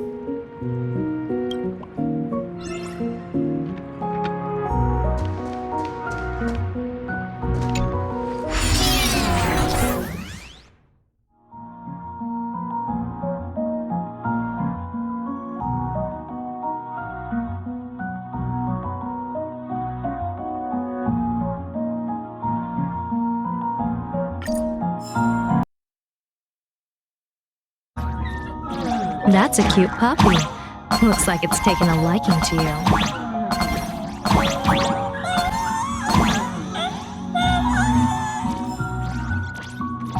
I'll just borrow this cutie's head for a sec.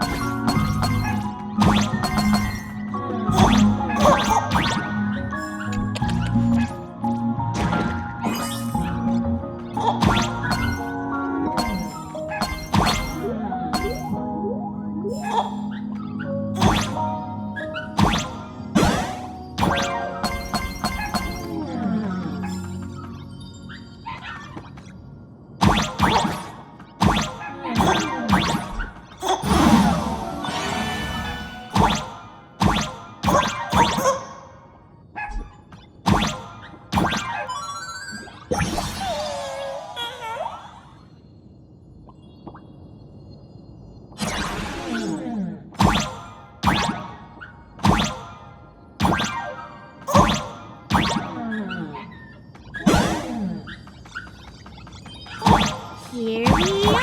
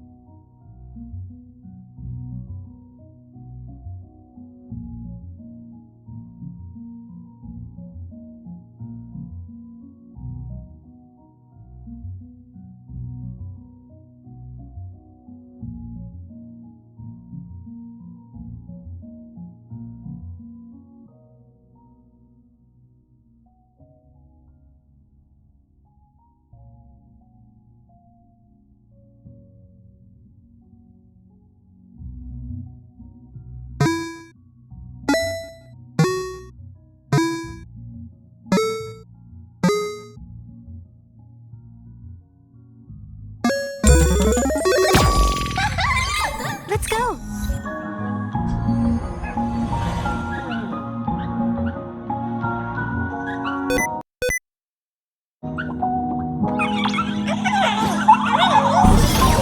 Attention visitors.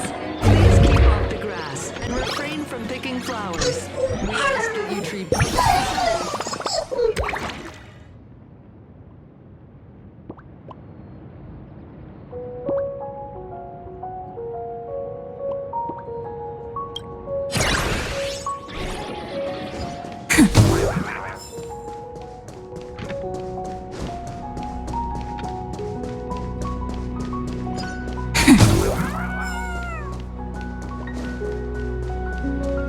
What do you think? It's beautiful, isn't it? Compared to the Yuchue's scenery, I suppose it's more natural. Would it kill you to pay a compliment? Yes.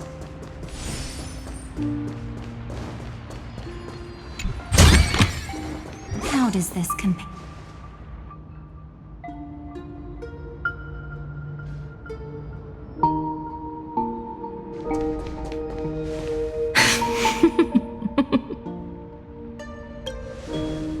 What are you laughing at? My apologies. I didn't mean to mock. I was merely curious. Is this thing really the sacred instrument with which you pass judgment upon supplicants? Is it really just a literal ruler?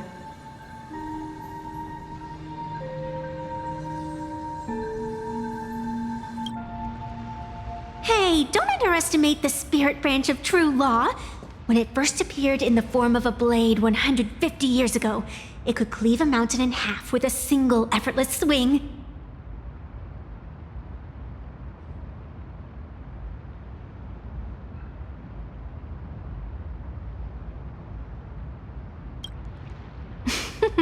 Miss Evanesia, let's keep such fanciful tales between us, shall we? Best not go spreading them around. If any of the Cosmicon Collective players find out, we'll never hear the end of their complaints about how mountain-busting power levels are for noobs. I never expected a high-ranking Xianzhou general to be so well-versed in the gossip here on Plain Arcadia. Such is the way of a diviner. To enter a place is to observe its local custom. Same goes for us arbiters. Times change, and my babies have to change with them. Just picture it. A pretty girl in a school uniform, striding through the streets with a giant sword slung over her shoulder. You're right.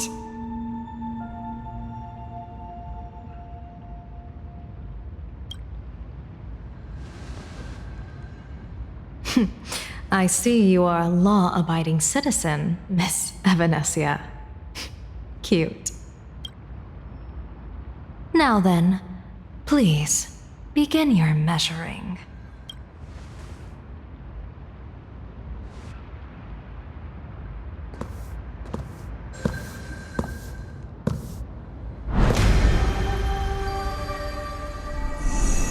Weigh and sever this world, and engrave the laws of the cosmos, spirit branch of true law, by the scale that adjudicates reality and illusion, truth and falsehood. Measure for me all sins beneath the Phantom moon that transgress the law.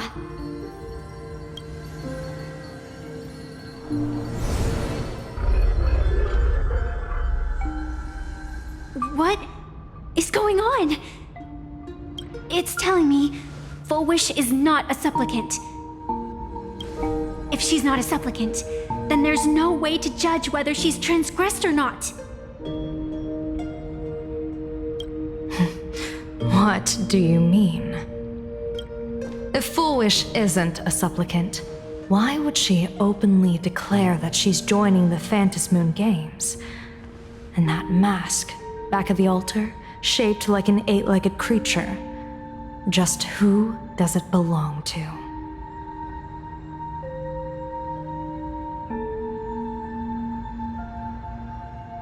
Behind that mask, countless supplicants are wearing it. They're spread across all Sifu. No, all of Duo mentioned City too. Supplicants, they're everywhere. Not in the history of the Phantom Moon Games have I ever seen a situation like this. General, someone is approaching your position. It's Dan Heng, and... Dan Heng, you've returned. And the one beside you. Blade. Or perhaps I should call you by your true name. One of the Xianzhou's most wanted criminals, Yingxing. You've delivered yourself into my hands. Good. General of the Yuchue, your vision remains confined within the laws of the Xianzhou.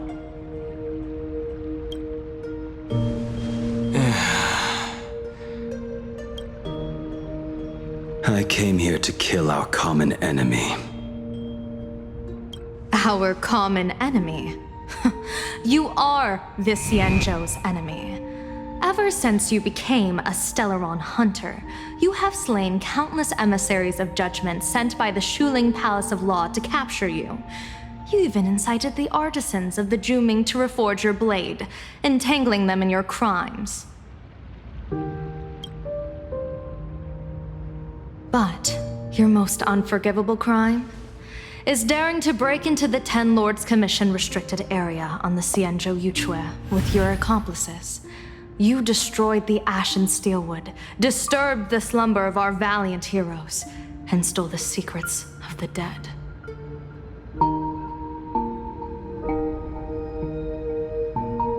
What kind of vision drove you to commit the countless crimes of your past? And what common enemy could possibly stand between you and me? By all means, enlighten me.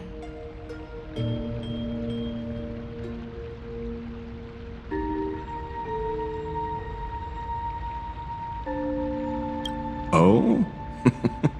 Well, I was in seclusion all these years. You've clearly been up to quite a lot. If I'd known you were such a magnet for trouble back when you came to the Juming, begging for a sword, I would have dragged you out of the forge and drafted you into my crew myself. Tied up, if necessary.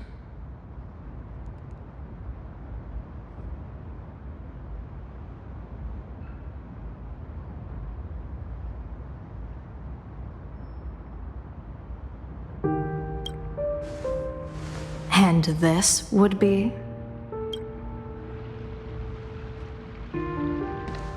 A pleasure to meet you, General Yao Guang. It's truly touching that my friends on the Xianzhou have kept me in their thoughts for all these years.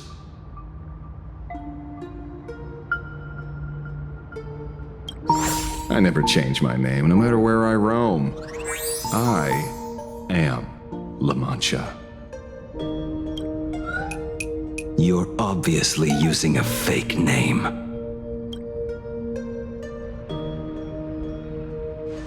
The head of the Galaxy Rangers. I didn't expect this trip to come with such a pleasant surprise. General, I'm afraid old grudges will have to wait. What we need to discuss concerns the survival of this world, and that catastrophic calamity you foresaw in your divination.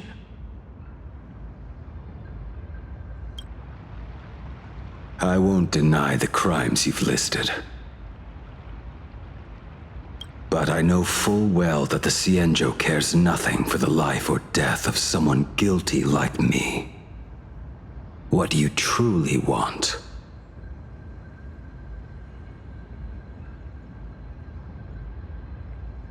is to exact a blood debt from the nemesis who has repeatedly awakened demonic stars, summoned abominations, and could not be slain even after 100 deaths.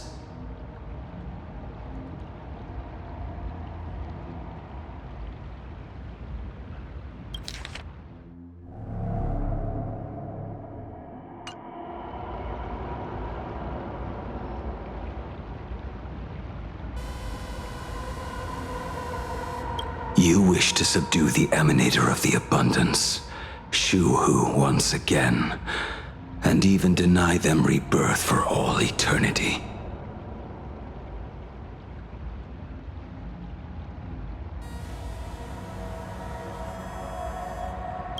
And now, General, I have brought this opportunity before you. If you are dead set on condemning me to answer for my crimes, I will submit to your judgment and board the Navis Astridura for the Shuling's Inquisition.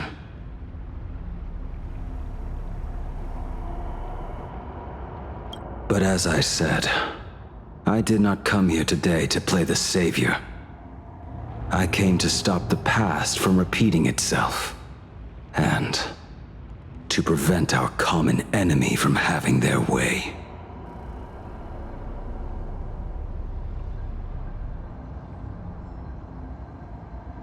General, if you do not want the fate of the Battle of the Fenghu from 30 years ago to fall at your feet, then you must believe what I am about to say.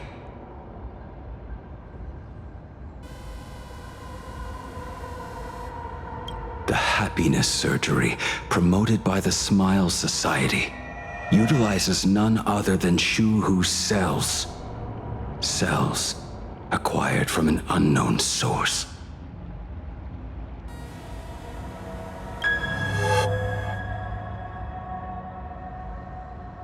You mean everyone who underwent the surgery have all become supplicants. Once the wish power converges, the will of the flesh will awaken and turn every host into nourishment.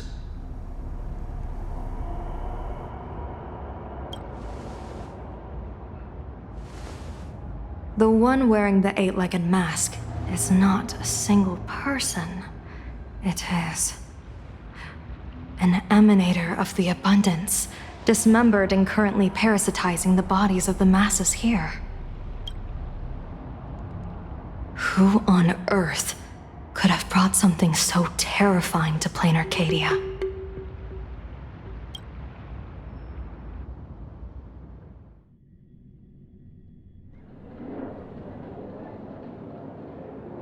Oh, what innocence! We all saw it with our own eyes. You got your supplicant's mask stolen, and were strung up for a beating.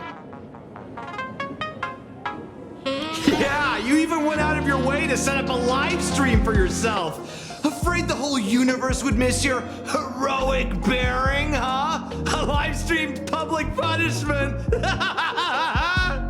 What do you mean, stolen? Can a supplicant's affairs really be considered stealing? That's called tactical emotional engagement. A tactic and an art. Don't you get it?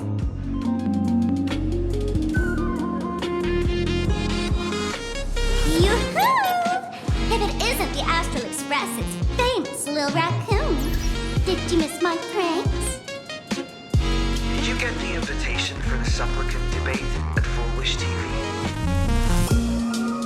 My oh my, talk about bad timing. My stream got banned, and the leader of the haters confiscated my supplicant mask. As for the bait, I'm afraid the spirit is willing, but the flesh is weak. But, seeing as you called, you clearly still have a shred of conscience left in you. Are you planning to give me a chance to haggle? Answer me this question first. Is Full Wish really a masked fool? The tavern doesn't exactly register every fool's name and address. But having watched your stream, I believe she is. As for why, call it a kindred intuition. And just listen to our slogan. Healing smiles, healing Arcadias. That level of crazy? She's a certified fool. Most masked fools make a huge racket when they approach you. That, hey, look, I'm about to stir up some trouble vibe is impossible to hide.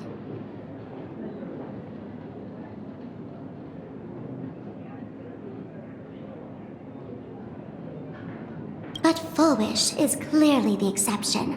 Her brand of crazy is calm and sophisticated.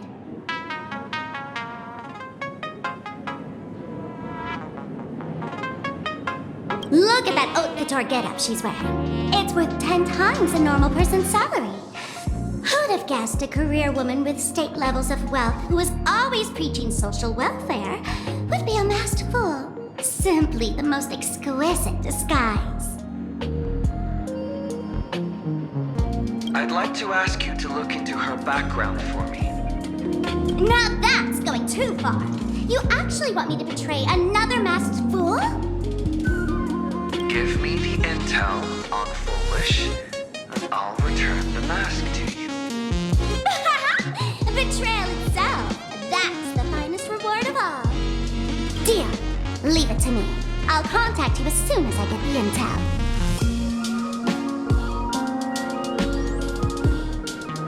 Full Wish.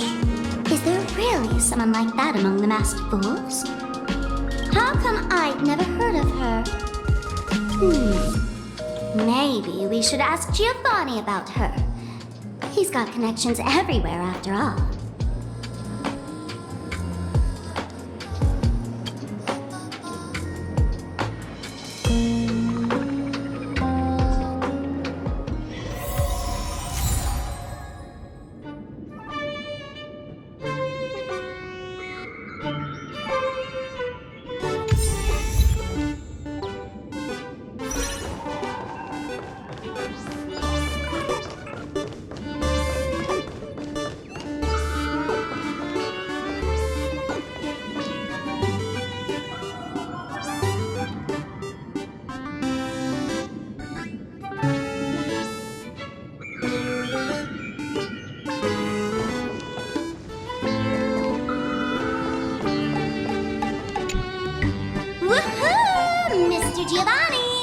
Long time no see. Miss Sparksy? You just looted Sparkle's entire inventory right from under my nose. How can you say long time no see?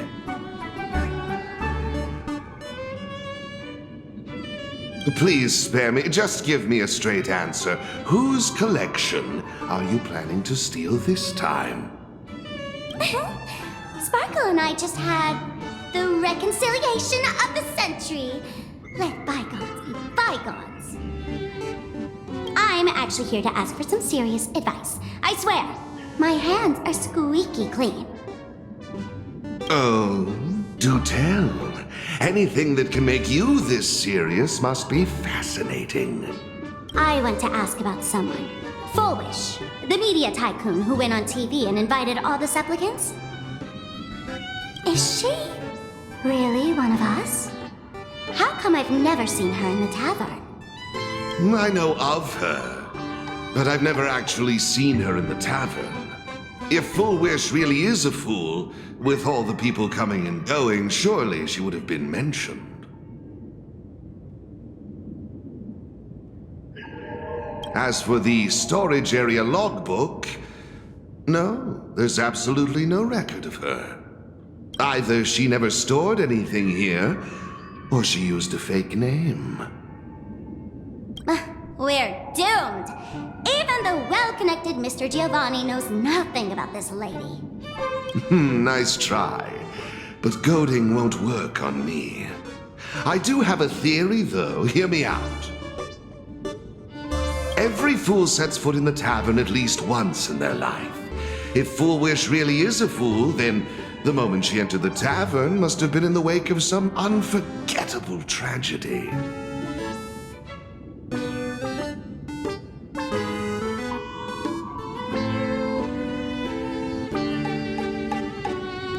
You mean the blood-stained games from 15 years ago? That's a tragedy which would leave a deep wound on a young girl's mind and soul. I get it. Maybe we should head to the hospital and dig up the girl's medical records. In Ward 4, please complete your discharge procedures as soon as possible.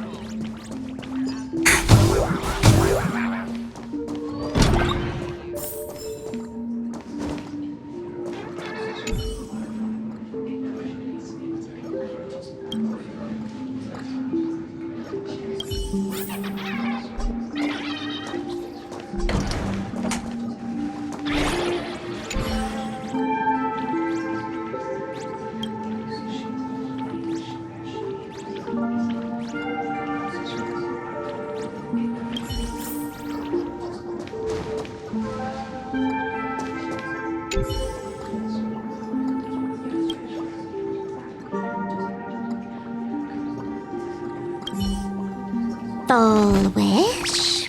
Fullwish? Ah, found it!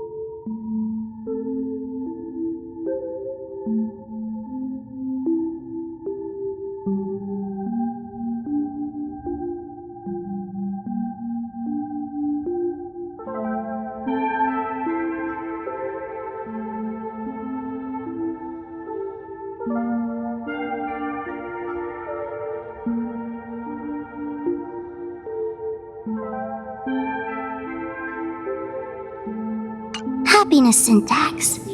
Now, what kind of disease is this? Trying to read this stuff is just torture. I'd better find a doctor. Hello? Hello? Is there a doctor in the house? Calling all doctors. Well, if it isn't Patient Zero of the Sparksy Con. To think the Department of Aberration Defense still hasn't locked you up. Heaven truly is blind. Because of you, I was planning to skip town and leave Plain Arcadia overnight. I even booked the tickets. It's a good thing he was here. So, what's the emergency this time? What ailment are you going to pretend to have? Not me this time. It concerns an old case. The patient in these records. Ring a bell? Wait, you didn't actually buy that I'm a doctor, did you? Forget it. This patient you're asking about? I remember them. So, what kind of fool is Foolish? Looking back through the history of this hospital, there are countless characters who've turned this place upside down. But to tear the ceiling off on her very first visit? She's truly one of a kind.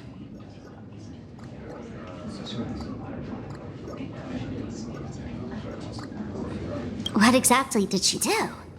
Hard to imagine she was still just a 16-year-old back then. And yet, she wanted to smash the fool's mask she'd just received into smithereens.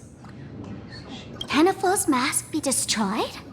Of course not. Though you'd know a thing or two about abusing masks, wouldn't you? Don't be ridiculous. I'd never be stupid enough to try and destroy my own masks. I just had to be heartless enough to abandon them. The mask is part of the fool's self. Unless the fool is reduced to ash, how could anything happen to it? There were even some fools nearby rubbernecking who decided to help out. But despite all their efforts, they only managed to make a single crack. And the power that erupted when the mask shattered also left a crack in the hospital wall. Ugh, I spent several days peeling those bungling fools off the walls, and half a month more repainting and restoring the place. Room rewind.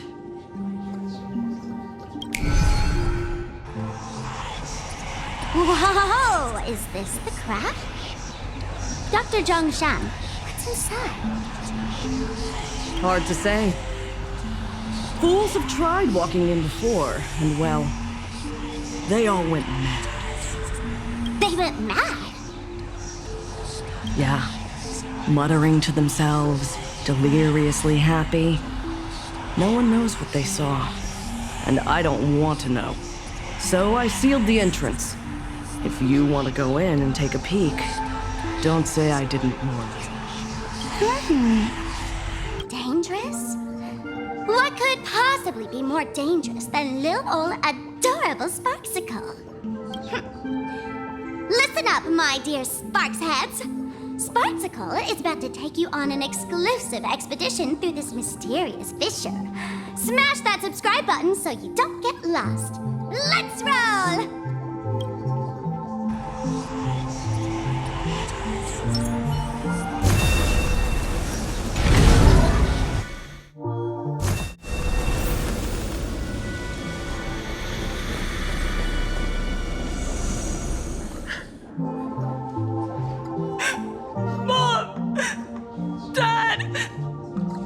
Everyone's gone!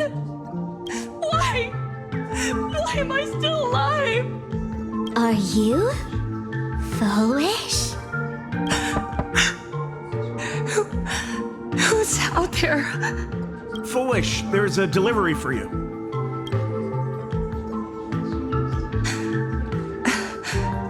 This is... Who's this from? I didn't buy anything. Is this a mask? There's a piece of paper inside, too. What does it say? To the survivor. Welcome to the world's end? Oh, right, the way you cried on TV. was truly hilarious? Who are you? Why? Why are you doing this to me? What did I do wrong? Answer me! Answer me! I don't get it. All of this. Just what is so funny about all of this? What the heck? That's the day she received an invitation to the tavern. I really don't know which utter degenerate from the tavern sent her such a cruel joke. Even someone as stone-hearted as me can barely stand to watch.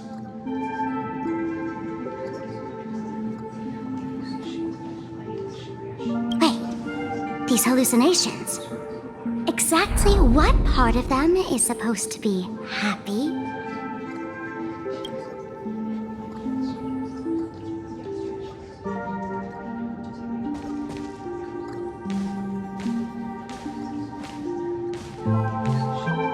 How did you get in? Never mind. That's not important. Welcome. Don't be afraid. Relax. You're that streamer who caused a scene at Graphia Academy, right? Whoa! Even a media mogul like you recognizes me? The first battle between supplicants made your name known to all. I can hear the desire in your heart, Miss Sparksy.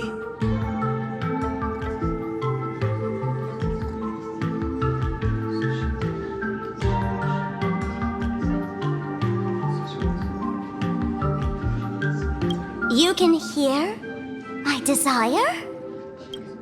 You charged in here seeking answers, didn't you? To mercilessly tear the mask off another masked fool.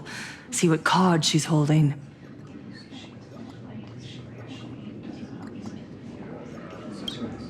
You'll get your wish. Just like you, I obtained my own mask through a twist of fate. But unlike most of you, I don't even want to touch it. So, I'm not like you, with all your miraculous powers. I possess only one trivial little talent. I can hear the happiness you desire most, deep within your hearts. Happiness. My days are filled with happiness. But what about you? Are you all right? I saw what you've been through. You have my sympathy. Sympathy, yes. Dr. Zhongshan called it the happiness syntax. She mistook it for some kind of disease. But I say no. This is the blessing of the elation. Precisely because my past was so agonizing, the divine allowed me to hear the happiness deep in everyone's hearts as a form of consolation. I can smell the pulsating desire within your heart, like sweet honey dripping from a comb. It travels along your nerves, dissolving into a syrupy, sticky sweetness. No surprise there. After all, I'm just a sweet girl whose sugar content is totally off the charts. But Miss Connoisseur, merely savoring the scent isn't enough.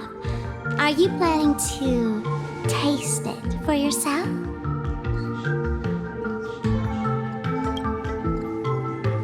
As you wish. Let us start tasting from the first bite.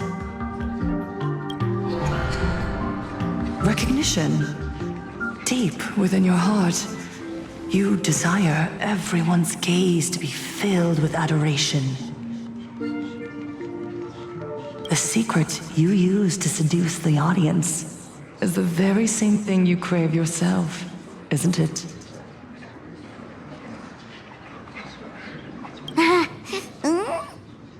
Correct. Next comes victory. The first supplicant battle was merely a minor setback. Without a doubt, once the mask is back in your hands, you will conquer the entire Phantasm games with ease.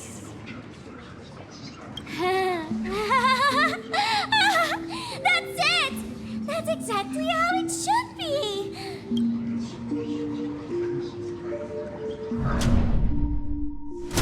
The laughter will appear in person to crown you for eternity. They will weep and beg you to become the brand new Eon of Elation.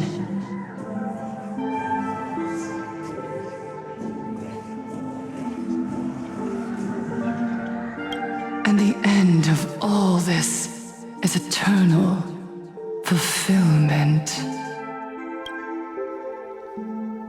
It's so quiet. All that revelry is nothing but hollow noise, meant to fill the void before reaching this ultimate fulfillment. Come here, newborn god. Behold this world that belongs to you. It lies at your feet, submissive, humble, within your grasp. Jump down. Throw yourself at it. Embrace it. This paradise will become one with you, leaving no distinction between you.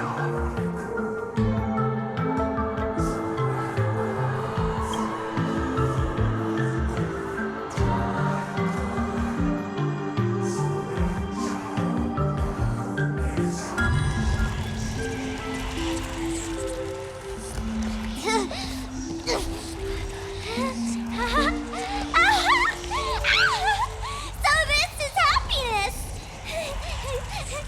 Syntax! Interesting. Oh, you're quite the illusionist, making this dream feel so real. To think you could resist this perfect desire. What a contradictory girl. You make me feel both pity and curiosity. Perfect! You've got it wrong. No matter how beautiful your illusion is, it can't change its essence. Once happiness is within easy reach, it becomes as bland as a cup of plain water. In our line of work, who hasn't tasted the true zest of life only after long torture? Satisfaction. Listen to me, you phony fool who can't even face your own mask. What we masked fools do best is distill pain into the strongest wine and spin despair into the maddest joke. Thanks for the sugar water. It tastes pretty bland.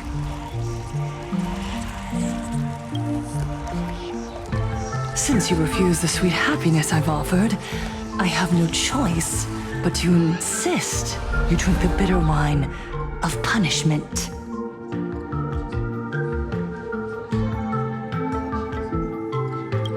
How about this, Miss Connoisseur?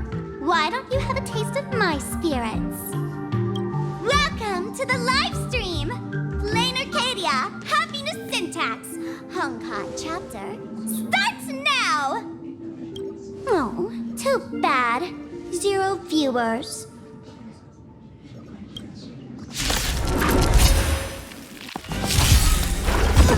Is it coming? Like the west wind? Let me go! Don't worry, night falls. Good night.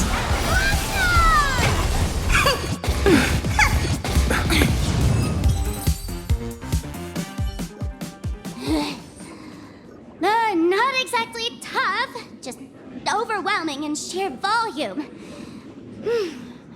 Honestly, it's enough to exhaust even a fool. Suffering all this just for a mask? Definitely not a good trade. Tiny little fool! Why did you freak might die!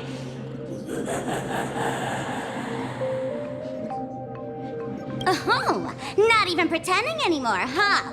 I should have known. Full Wish was only ever a puppet placed in the spotlight.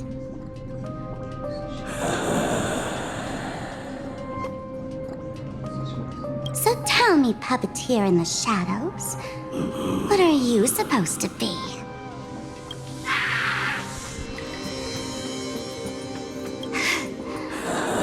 I know this one. Shush is the name of the robot on the express. I'm begging you, leaving another version of yourself to suffer while you hide on the sidelines having a laugh. It's just low.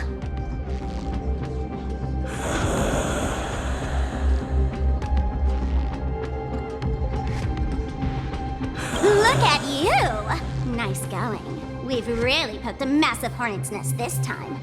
Let's fight our way out together!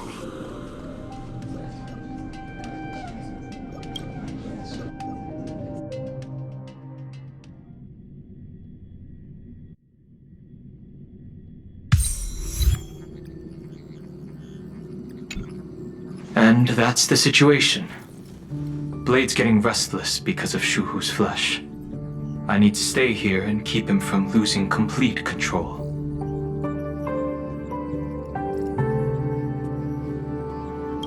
Stay safe. Don't worry about us. Turns out the happiness promised by the Smile Society is actually the flesh and blood of an emanator of the abundance. Seems like Full Wish's conspiracy goes far beyond just resurrecting the Herald of Death.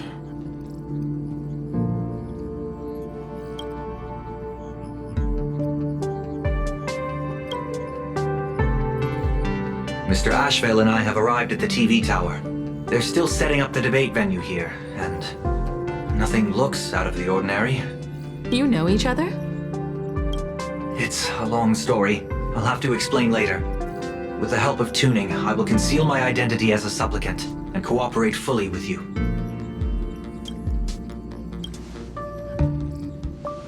She went to find a way to cure the patients.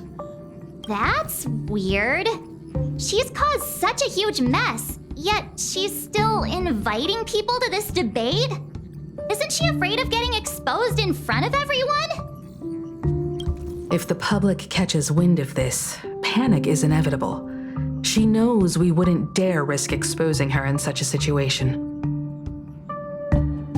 Allow me to add, the IPC has confirmed the scale of the Smile Society. More than 200,000 citizens have undergone the happiness surgery. To extrapolate, the advantage these supporters provide Full Wish is negligible. The probability of your victory is 71%.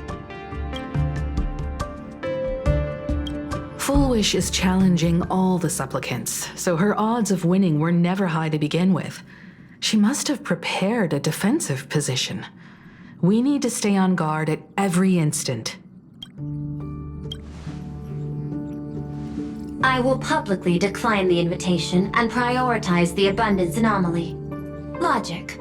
Plain Arcadia needs a CEO right now, more than it needs a supplicant. If the situation spirals out of control, I will immediately terminate the Phantasmoon Games. But until then, the PR department will do its utmost to support you and defuse Full Wish's PR offensive. That should be enough. Thank you. Danger lurks everywhere right now. I don't think it's wise for all of us to rush to Seafeld City. March and I will stay in Duo Mansion City, just in case something goes wrong. Oh, right. We gotta watch the Express. It'd be a disaster if someone tried to steal our home. Besides, debates aren't really my thing.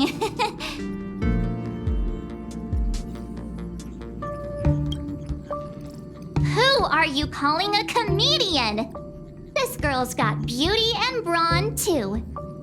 Then let's head out. We'll be in touch.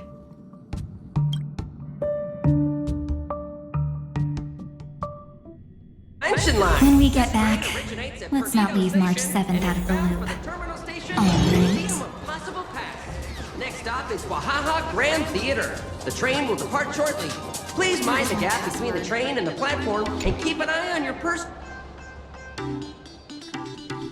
Attention, passengers. I didn't expect Plain Arcadia to have a spot as peaceful as this.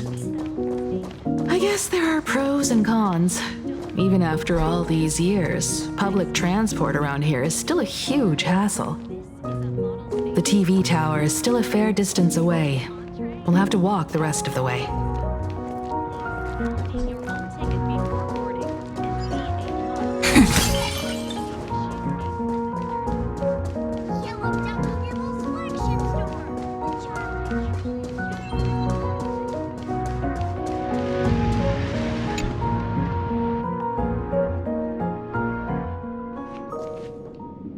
We're here.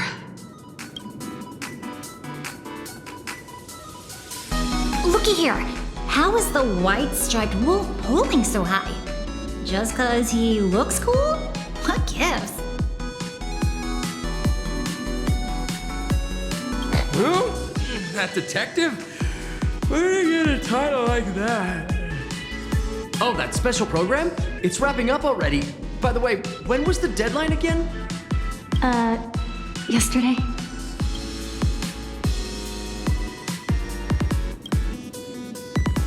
It is a bit unusual. We should be on our guard. I'm not a supplicant, so I can't go up on stage with you later. Will you be nervous facing the cameras alone?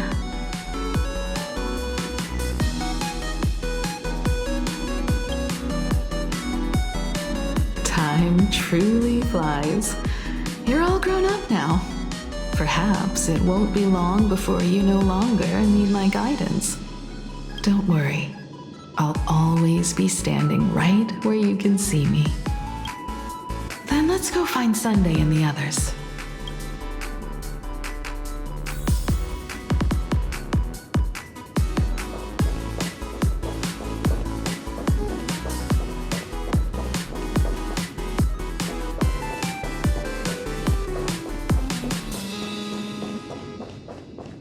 This is a disaster.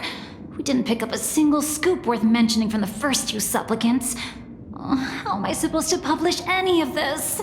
What's the rush? I'll head over in a bit, find an angle, snap a few shots. The headline is entirely up to you. Frowning over such a trifle? You should hurry up and get that happiness surgery done when you get the chance.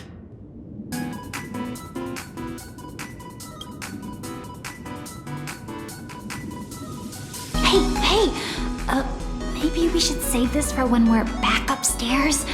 This really isn't the best place to talk. Listen, give it a rest. Can't I get a moment's peace before the debate starts? That voice. Is that Mr. Ashvale?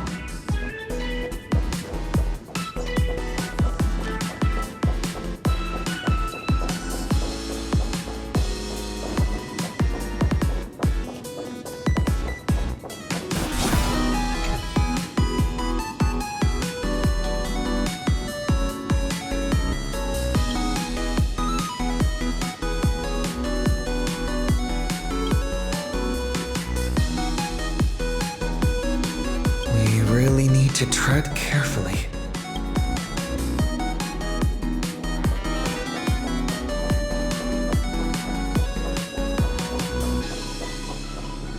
What's going on? Blue chips are out of stock again? What can you do? Those are blue chips we're talking about. An Arcadia bestseller for over a decade. One bite drops you into a whole new world of crunch. Exquisite! A taste sent from another dimension! Is this a film set or something?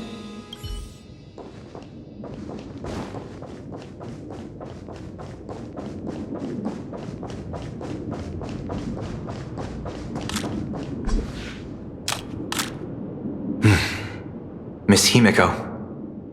We meet again, you two. And you're about to be on TV. Aren't you going to change into something a little sharper?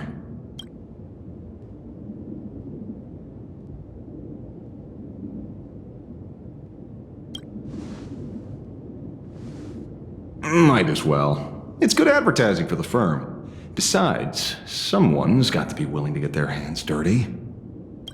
You guys noticed it too, right?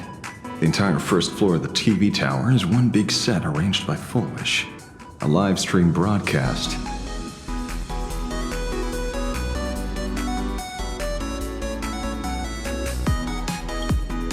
Those two look busy, but they haven't taken their eyes off us. I'd wager the debate started the moment we stepped into the TV tower.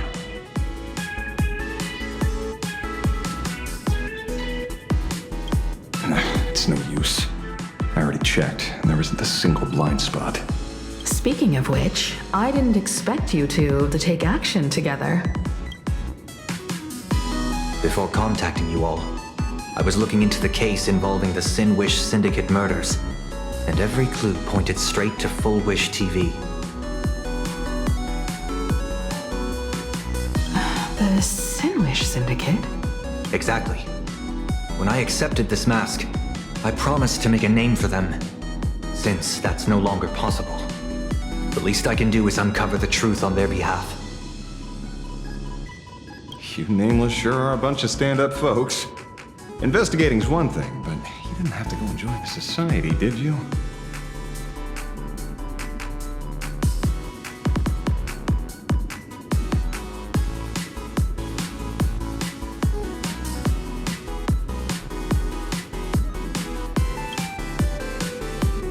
Correct. But I submitted a fake surgery application to get a peek at what's really going on. Unfortunately, the regular members know almost nothing. I couldn't find any clues related to the abundance. But regarding the surgery, they did leave behind some clues.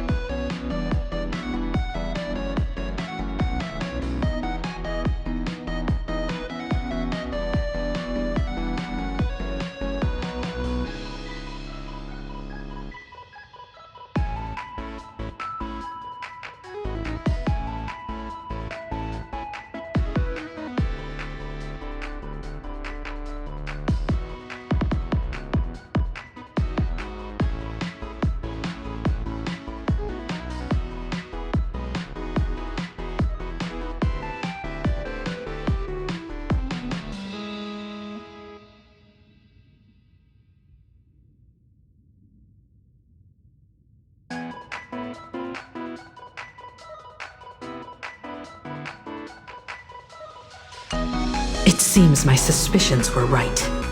Not everyone joined of their own free will. Rather than offering comfort, the Happiness Research Society amplified their craving for it. When everyone around you is praying for happiness, refusing to join begins to feel like a kind of original sin. Do they not manipulate the hearts of others using the very same terror and dreams? Even if I weren't a supplicant, I wouldn't stand idly by.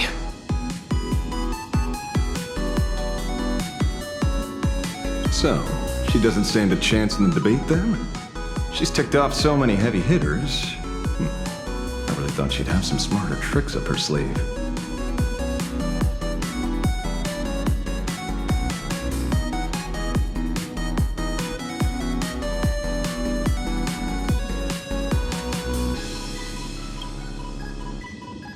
When it comes down to it, it's just like the Phantasmoon games. People love surprises, so over-preparing is pointless. I've met plenty of big shots, but nobody has a knack for grabbing attention like you do. Use that to your advantage and play things by ear. Precisely because we were once adversaries, I don't think you have anything to worry about. And I'll be joining in too anyway. Just to shoot me a glance if you need me, and I'll back you up.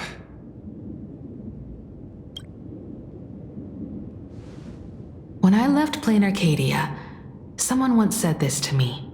When moving forward, never ask too many questions. The moment we stop to think, doubt seeps in. Fear of becoming a laughingstock or of being rejected.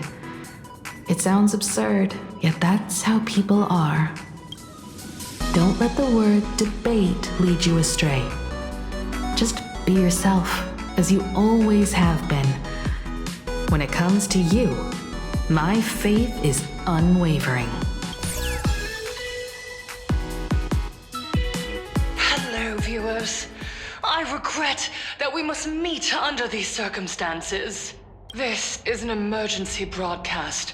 A supplicant is attacking Seafeld City with the power of the Harmony.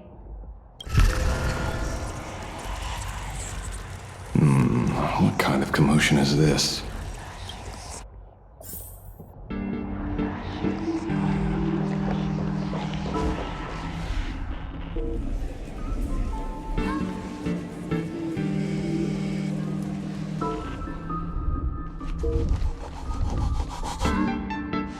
What? Is Full Wish TV up to their old tricks again? Hello, viewers. I regret that we must meet under these circumstances. As you all know, to prevent a repeat of the blood-stained games, I organized a televised debate. I hoped the dispute between supplicants would stop at words, and the right to decide the winner would be shared by everyone.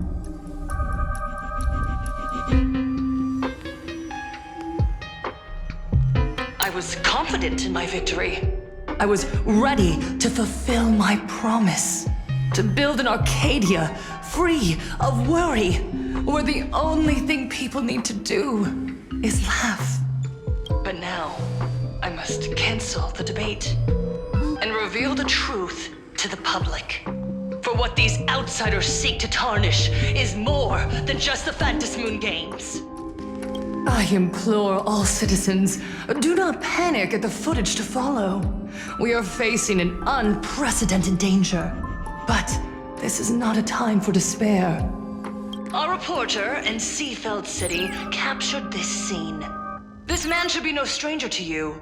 His name is Don Hung, a member of the Astral Express and a renowned hero. And yet, accompanying him is none other than the Cian Joe's wanted criminal, the Stellaron hunter Blade. Rumor has it, he was once tainted by the flesh of the Abundance and could go berserk at any moment. Back then, I trusted the Astral Express, figuring this was just a simple capture operation. But a short while ago, I found members of the Smile Society infected with the flesh and blood of the Abundance. Only then did I realize what sort of conspiracy I was being dragged into.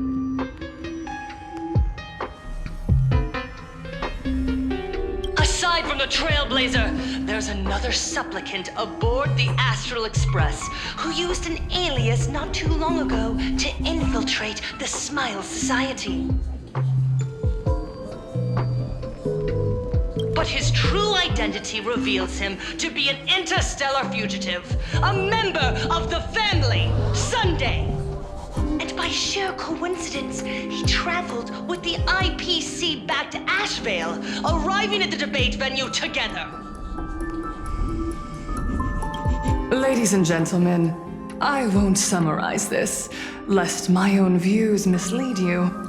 I will only present the indisputable facts for your judgment. May the Master of Elation bless us all.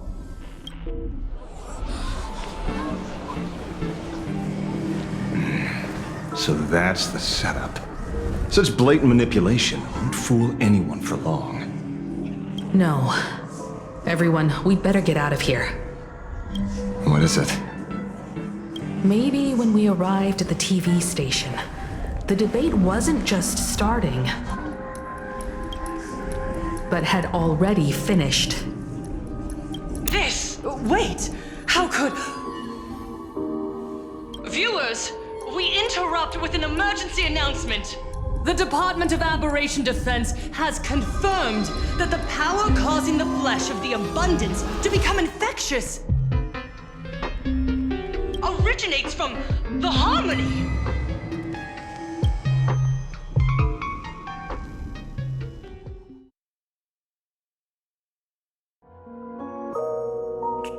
No way! What criminal!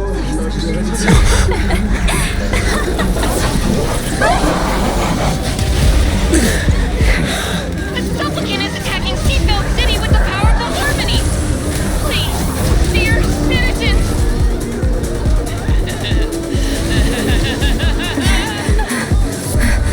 Enough small talk. It is time to fulfill my duty.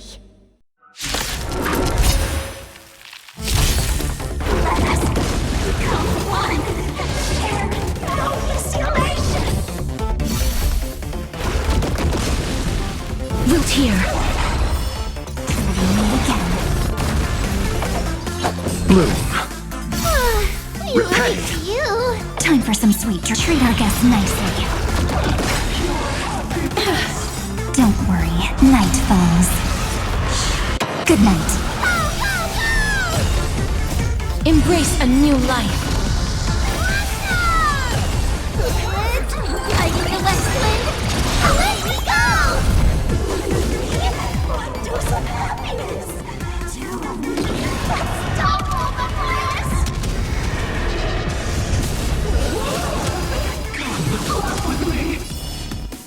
Rise and shine.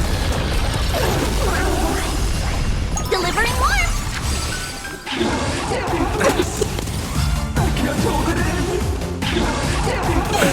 Nothing major.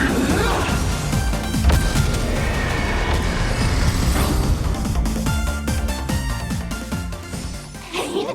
What flavor of candy is that? I want more. Their senses have become completely distorted. Come closer. Just a little more. Is he dead? No, the flesh is regenerating. It won't be long before he gets back up, no matter how many times he is killed. In that case, he is certainly worthy of the great wheel fortune hanging over his head.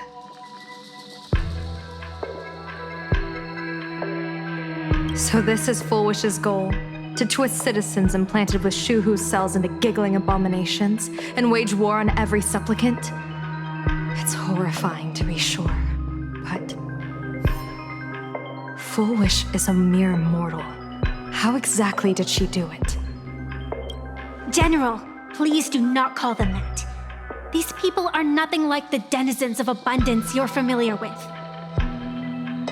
They are just normal people of Seafeld City, struggling with the grind of daily survival. They don't have the strength you and I possess, nor have they ever seen the world outside of plain Arcadia.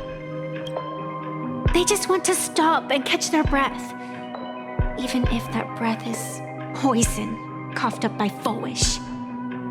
You're right. They deserved sanctuary. But right now, there's another group of people who need our protection. Since we have the power, let's do something, whether for the survivors or the victims. You were the referee of the Phantom Moon Games. Even if you were forced off the field by underhanded means, surely you retained some right of arbitration.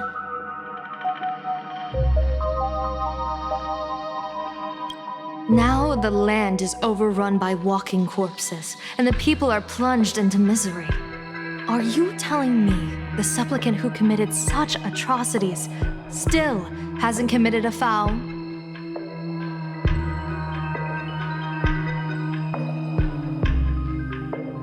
This is merely a common occurrence in a game that has lasted thousands of years.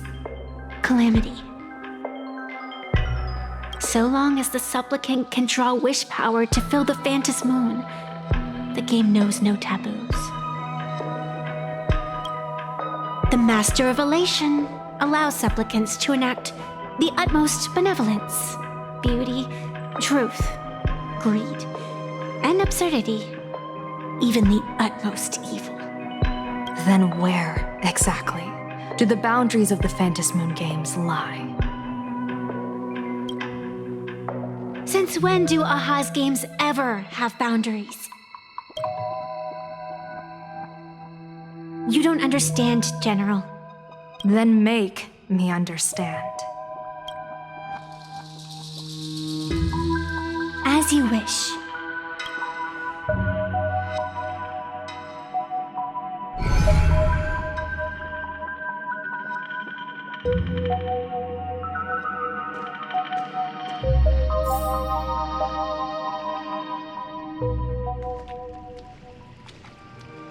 I wonder if you've heard of the tragedy of the bloodstained games from 15 years ago, General.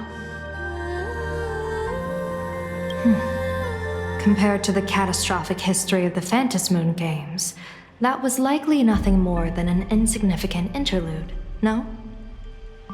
Countless times, I wanted to reach out and touch those muted hearts to make them beat again. But I can't save everyone.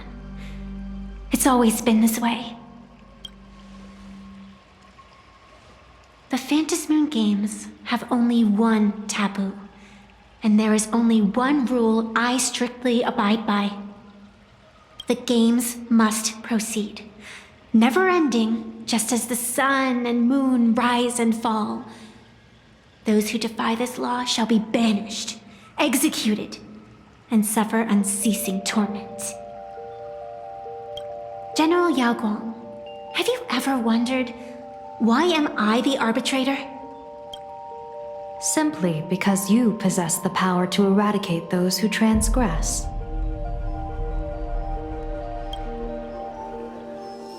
Eons ago, in the Master of Immortality's mysterious garden, flora flourished with such intensity that they suffocated all other life. A meddler quietly infiltrated this place, plucking the most enchanting and luxuriant branch.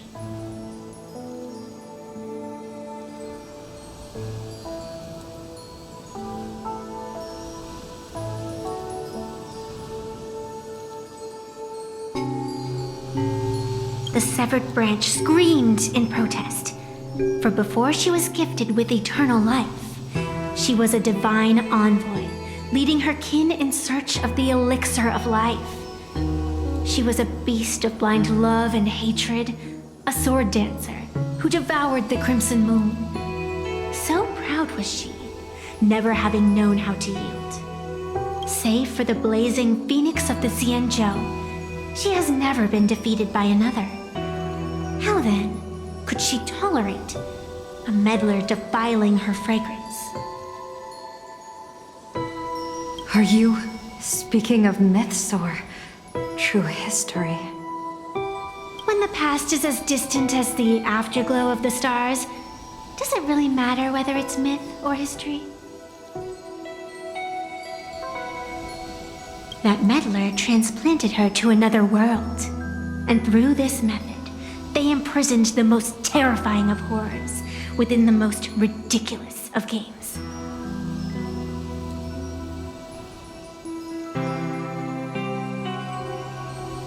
You mean you yourself are that most terrifying thing? You've misunderstood. Or perhaps not. The meddlesome god promised to enlighten her, to teach her to know true joy. And in the repeated cycles of the Phantom Moon games, the meddler did not break their promise. She once witnessed raging flames boil the seas dry, saw civilizations rise from the dust, and wither back into it. She gazed upon the purest souls, burning away their brilliance, and stood silent as supreme evil reveled in blood upon the earth. Finally, amidst the love and hate of the insignificant, she gradually glimpsed the essence of fleeting life, the meaning of elation. Finally, she became me.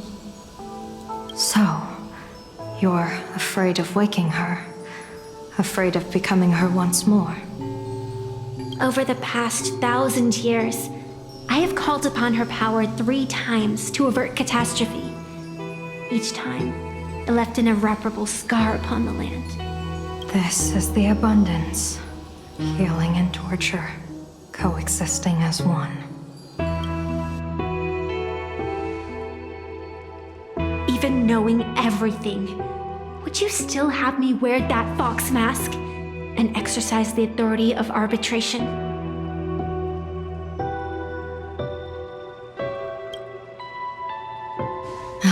Miss Evanesia, what you are terrified of is not this fox mask. Quite the opposite.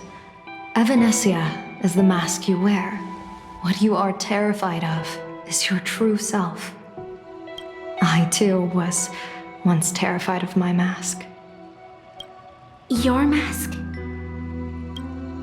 A mask known as Arbiter General. Whenever the tides of war demand it, I have no choice but to don it, to become that slaughtering general, coldly watching blood and tears be shed, plotting and divining beneath the astral charts, even accepting the scorn of bereaved orphans, all to ensure the Luxero is loosed.